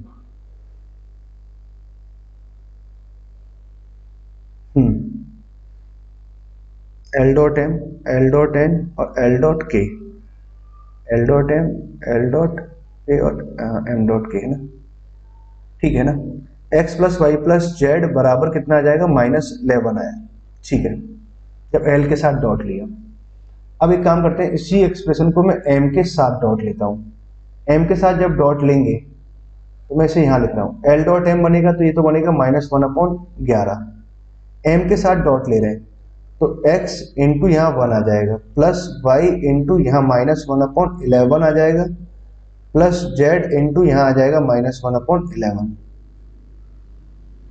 ठीक है, ये आ गया।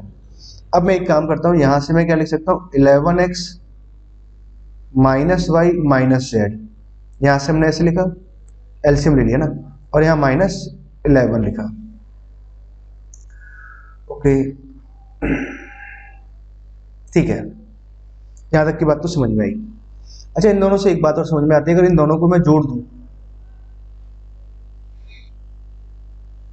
यहाँ कितना आएगा, गलत लिख दिया मैंने।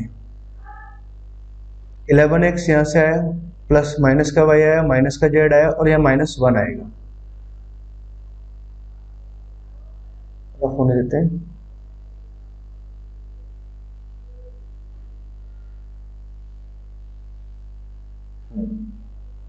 कितना आ जाएगा, -1 आ रहा है। अच्छा, इन दोनों इक्वेशन से एक बात तो ये समझ में आई,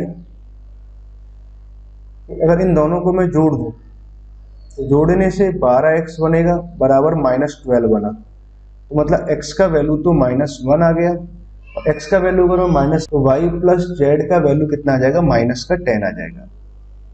ठीक है, ये बात मुझे मालूम चला।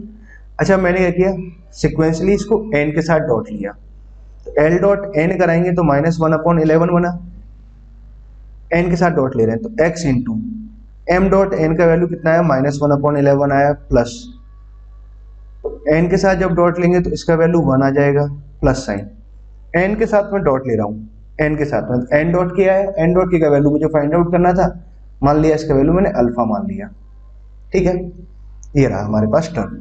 अच्छा, अगर इस वाले पार्ट को समझे, आपने क्या किया, n के साथ में डॉट लिया है, तो यहाँ तो आ गया -11 से मल्टीप्लाई कर देते हैं ना, 11 से मल्टीप्लाई करते हैं, तो -x तो यहाँ रखा हमने, थोड़ा ऊपर लिख देते हैं ताकि -x यहाँ से आ जाएगा, प्लस का y यहाँ से आया, सॉरी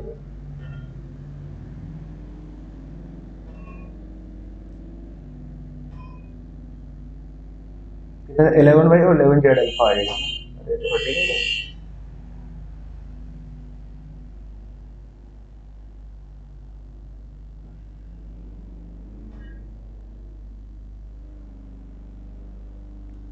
एक सेकंड बच्चों ना, थोड़ा सा स्पीड स्लो हो गया है, सिस्टम भी थक गया है ना। प्लस का 11y यहाँ से आ जाएगा, और प्लस का 11z अल्फा, ये आ गया ना। फाइनली हमारे पास ये आया, -1 यहाँ से आ गया, -x यहाँ से आया है ना। हमने n के साथ डॉट लिया तो l डॉट n का वैल्यू इतना आ जाएगा, m डॉट n का वैल्यू आ गया, y n डॉट n यहाँ से, n डॉट के अल्फा यहाँ से आ जाएगा, x का वैल्यू -1 है, -1 जब मैं यहाँ पुट कराऊंगा तो कितना आ जाएगा, -1 +1 हो जाएगा। ठीक है ना, तो +1 तो समझ लेंगे ना, यहाँ तक की बात हमें चलो समझ में आई। एक बात तो मैं ही समझ में आया। अब मुझे करना क्या, अल्फा निकालना है, x का वैल्यू -1 है, तो ठीक है, एक काम करते हैं, x का वैल्यू -1 में यहाँ पुट करता हूँ, -1 तो यहाँ लिखा हुआ है, माइनस माइनस हो जाएगा +1, प्लस का 11 y इंटू जेड।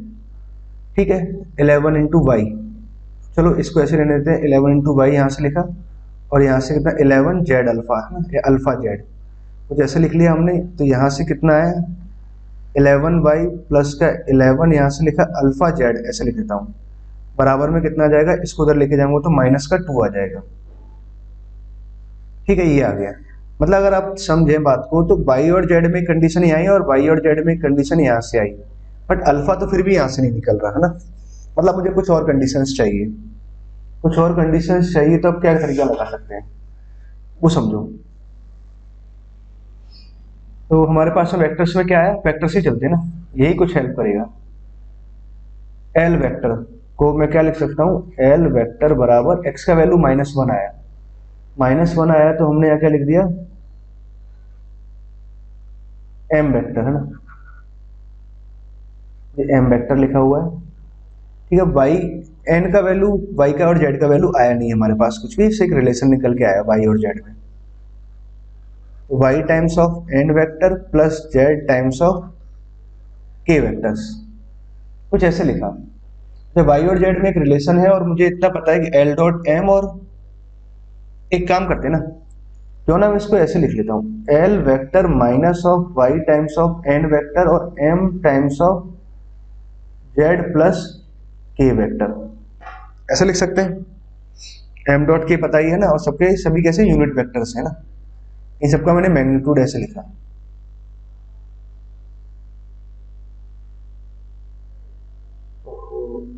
हाँ, ये सभी कैसे डिस्टिंक्ट यूनिट वेक्टर्स है ना, तो डिस्टिंक्ट यूनिट वेक्टर्स हैं, तो इसको मैं क्या लिख सकता हूँ, under root of l square, तो 1 आ जाएगा, प्लस यहाँ से अगर देखें तो वाई स्क्वायर एन स्क्वायर तो 1 आ जाएगा, माइनस ऑफ 2 टाइम्स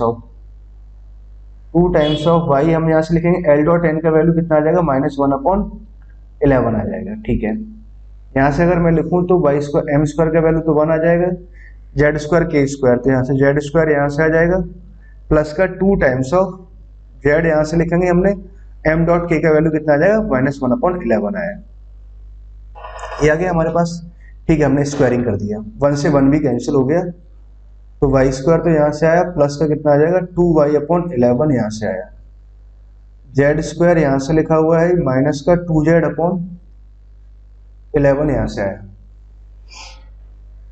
मैं इसको उधर ले गया, इसको प्लस का रखा, इसको माइनस का रखा। ठीक है ना, ना अब समझे बात को, देखो वाई स्क्वायर माइनस का जेड स्क्वायर प्लस का 2/11 हमने यहाँ रखा, वाई प्लस का जेड बराबर 0, इसके फैक्टर्स हो रहे हैं वाई प्लस जेड, तो हमने फैक्टर किया तो वाई प्लस जेड तो यहाँ कहीं आया, तो ये कितना आ जाएगा, वाई माइनस जेड प्लस में कितना आ गया, 2/11 बराबर 0 आया,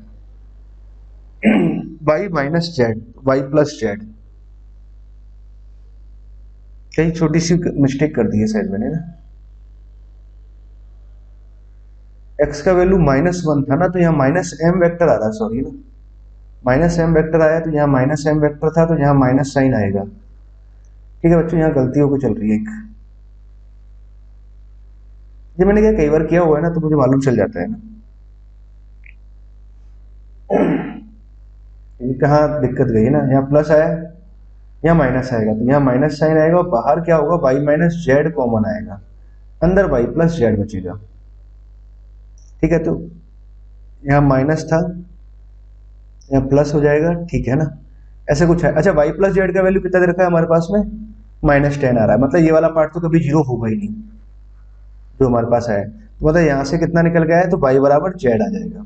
ठीक है, ये बात हमें समझ में आई। अच्छा, वाई बराबर अगर जेड यहाँ से आया, तो वाई बराबर जेड है, तो वाई और जेड का वैल्यू कितना आ जाएगा, -5 आ गया। ठीक है, अब वाई और जेड का वैल्यू अगर मुझे मालूम चल गया, तो मैं यहाँ इसको वैल्यूज को यहाँ पुट कर दूं, तो वाई का वैल्यू मुझे पता है -5, जेड का वैल्यू मुझे पता है -5, अल्फा का वैल्यू ही तो निकालना है, तो यहाँ से कितना आ जाएगा, -55, -55 को इधर लेके गए तो प्लस का 55, तो ये तो आ जाएगा 53। ठीक है, 11 यहाँ लिखा हुआ है, अल्फा का वैल्यू -5 डाला आपने, सॉरी जेड का वैल्यू, ये आ जाएगा -55, डायरेक्टली लिखते थे ना, -55 अल्फा, अल्फा बराबर कितना आया, -53/55 आया।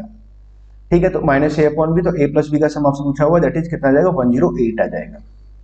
ठीक है स्टूडेंट, यही आंसर है और सही भी है ना, don't worry. Okay students, I hope आपको ये समझ आया है ना ढंग से ना, थोड़ी मेहनत लगी इसमें ना, क्योंकि ये इसको मैनेज करना इतना आसान नहीं था, इस सवाल को, हर एक सवाल में कुछ खास बात थी। जैसे लास्ट वाला सवाल 10वां है ना, है तो बहुत छोटा सवाल है, बहुत छोटा सवाल है, बट इसको सॉल्व करने में और ध्यान देने में, सॉल्व करते टाइम ध्यान देना बहुत जरूरी है, गलतियां कर जाते हैं, समझो बात को। इस सवाल को मैं बहुत बढ़िया से समझाऊंगा आप लोगों को ना, बिल्कुल भी गलती मत करना आप लोग। चलो मैं कुछ इनटू शेप्स ना, चलो लाइन लेते हैं, हमने एक लाइन लिया ऐसे है ना, गजब पहली बार ऐसा लिखा है मैंने ना, f(x) क्या एक थ्राइस डिफरेंशिएबल फंक्शन दे रखा है, ठीक है, a to b में, ए और बी के बीच में ऐसे कुछ नंबर्स दे रखे हैं, f of a f of b का वैल्यू -2 दे रखा है ना, ठीक है। तो नंबर्स लिखते हैं। पहले तो हमने क्या किया, अल्फा 1, मान लो कि ये नंबर ए है और ये नंबर अपना बी है। इसके बीच में एक नंबर अल्फा 1 है, एक नंबर अल्फा 2 है, एक नंबर अल्फा 3 है, एक नंबर अल्फा 4 है और एक नंबर अल्फा 5 है, ठीक है।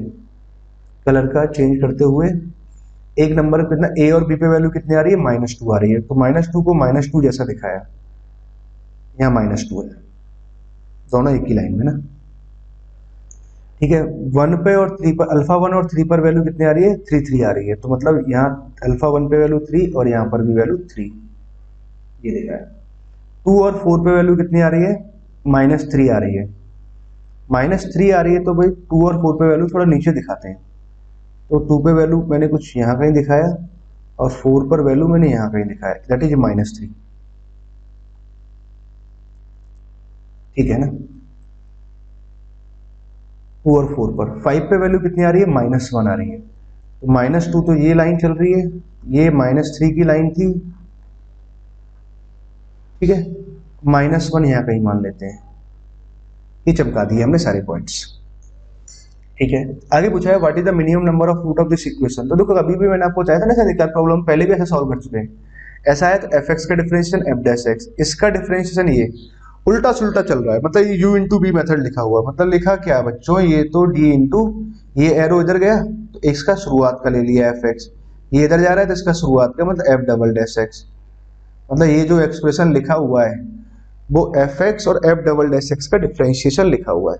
इसके मुझे मिनिमम नंबर ऑफ रूट चाहिए, एफ एक्स के और एफ डबल डैश एक्स के मिनिमम नंबर ऑफ रूट।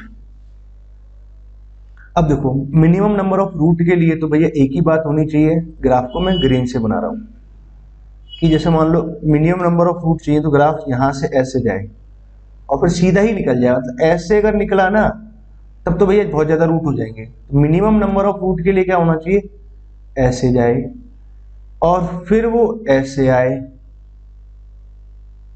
ठीक है। मैं पहले डायग्राम बना रहा हूं ना, यहां से स्टार्ट हो रहा है डायग्राम और फिर वो यहां पहुंचा और फिर वो मिनिमम नंबर ऑफ रूट जाएगा ना, तो फिर क्या 3 पे वैल्यू पॉजिटिव दिखानी है ना। यहाँ डायग्राम कुछ ऐसे जाएगा, फिर डायग्राम ऐसे आना चाहिए मिनिमम नंबर ऑफ रूट के लिए, फिर डायग्राम कुछ ऐसे जाना चाहिए और फिर डायग्राम कुछ ऐसे जाना चाहिए, ठीक है। समझे बात को ना। अब बात को बड़े ध्यान से सॉल्व समझाऊंगा, बहुत ध्यान से समझना। अब पहले मैं एफ एक्स से फोकस करता हूं, एफ एक्स के रूट कितने कितने आए, एफ एक्स का एक रूट, दूसरा रूट, तीसरा रूट, चौथा रूट, ये 4 रूट एफ एक्स के आए, ठीक है। अब एफ डबल डैश एक्स की बात करते हैं। एफ डबल डैश एक्स कहाँ जीरो हो रहा होता है, ठीक है, जहां पे कर्व अपना कॉन्केविटी चेंज करेगा। अब सवाल ने क्या बोला है कि मिनिमम नंबर ऑफ रूट चाहिए, तो भाई मिनिमम नंबर ऑफ रूट मतलब इसका भी एक रूट x-1 और इसका भी रूट x-1 बन जाए तो भाई मिनिमम बन जाएगा, ठीक है ना। ऐसे एग्जांपल बताया मैंने। अब देखो एफ डबल डैश एक्स से अपना कॉन्केविटी चेंज कर रहा है, तो यहाँ कॉन्केविटी डाउन है डाउन है डाउन है डाउन है डाउन है डाउन है डाउन है और यहाँ अप कर दिया, ये तभी तो ग्राफ ऐसे जाएगा। इसका मतलब ये हुआ कि भाई एफ डबल डैश एक्स भी यहीं जीरो हो जाए, यहाँ आया और फिर यहाँ आया, मतलब ये समझो ऐसे लहर गया ये इस पॉइंट पर, ठीक है। तो मतलब यहाँ कॉन्केविटी डाउन थी, यहाँ मतलब भाई तो मिनिमम नंबर ऑफ रूट होने के लिए भाई एफ डबल डैश एक्स और एफ एक्स का रूट भी यहीं आ जाना चाहिए था, ठीक है। तो मिनिमम नंबर ऑफ रूट आ जाएगा, एफ एक्स और एफ डबल डैश एक्स का रूट यहीं कोइंसाइड करेगा। सिमिलरली अगर मैं इसकी बात करूं तो डायग्राम में अगर जाए तो रफ डायग्राम ऐसे, ये तो ऐसे जाएगा फिर ऐसे, ठीक है। तो यहाँ कॉन्केव अप आ रहा हुआ या कॉन्केव डाउन आ रहा हुआ, ऐसे यहाँ से भाई जब जाएगा डायग्राम तो कुछ ऐसे जाएगा ना, ऐसे जाएगा तो कॉन्केव अप कॉन्केव डाउन, ऐसे कर दोगे तो फिर क्या रूट आएगा, कोई रूट ही नहीं आएगा, तो कॉन्केव डाउन ही रहा ना। मिनिमम नंबर ऑफ रूट की हम बात कर रहे हैं, तो इसके रूट और इसके रूट कोइंसाइड कर जाए, यहाँ कॉन्केव अप रहा, कॉन्केव अप के बाद में फिर ये नीचे नीचे ऐसे जा रहा है, फिर ऐसे घूमना है ना, तो कहीं ना कहीं तो अपनी कॉन्केविटी अगर यहाँ कुछ ने कॉन्केविटी चेंज करी तब तो एक अलग रूट आ जाएगा ना, मतलब उसको कॉन्केविटी यही चेंज करना पड़ेगा, नहीं तो अगर यहाँ कहीं बीच में चेंज करेगा इधर घूमने के लिए तो फिर गड़बड़ हो जाएगा ना, तो यहाँ कहीं रूट आ जाएंगे। तो ठीक है, तो मतलब ये रूट यहीं कोइंसाइड करे। आई थिंक मेरी बात का जवाब आपको मिल गया। तो क्या हुआ, यहाँ तो रूट कोइंसाइड नहीं कर रहा, इन तीनों जगह रूट कोइंसाइड कर गया। अब समझो बात को, ग्राफ ऐसे जा रहा है, ऐसे जा रहा है और ऐसे जा रहा है, तो मतलब क्या हुआ, कर्व ने कहीं ना कहीं अपनी कॉन्केविटी चेंज करी है। यहाँ कॉन्केव अप रहा है, फिर एक टाइम बाद कॉन्केव डाउन रहा है, तो कहीं एक पॉइंट पे यहाँ पे एफ डबल डैश एक्स, यहाँ कहीं भी जीरो आ रहा है। ठीक है, तो एक रूट इसका ये भी आया, मान लो कि ये रूट आया थोड़ी देर के लिए। अब हमारे पास रूट कितने आए, रूट आए हमारे पास में इस इक्वेशन के टोटल रूट, एफ एक्स के हमारे पास में रूट बात करें तो एफ एक्स के तो टोटल रूट आ रहे थे 1 2 3 4, एफ एक्स के टोटल 4 रूट आए। एफ डबल डैश एक्स की बात करें तो भैया रूट कौन सा आ रहा है, 1 आ रहा है, 2 आ रहा है, 3 आ रहा है, 3 रूट तो ये कोइंसाइड करेगा, तो जो 4 में ही काउंट। ठीक है, और एक root f double dash x का ये आ रहा है, मतलब टोटल रूट कितना है +1, मतलब 5 रूट आए। इसके मिनिमम कम से कम रूट 5 आ सकते हैं, तो मतलब इसके डिफरेंशिएशन के रूट कितने आ सकते हैं, एक कम आएगा, 4 आ जाएंगे। ठीक है, ओके, तो कितना आंसर आएगा इसका, 4 आंसर आएगा। 10th का क्या दिया है चेक करते हैं। 10th का आंसर 4 दे रखा है ना, सही है एकदम। ठीक है स्टूडेंट्स, आई होप आपको ये सारी प्रॉब्लम अच्छे से समझ में आई, और बहुत ही बेहतरीन प्रॉब्लम्स है ना, इन सब प्रॉब्लम्स को आप ढंग से बार बार प्रैक्टिस करते रहो, आई एम श्योर आप बहुत अच्छा कर जाओगे। Okay students, thank you.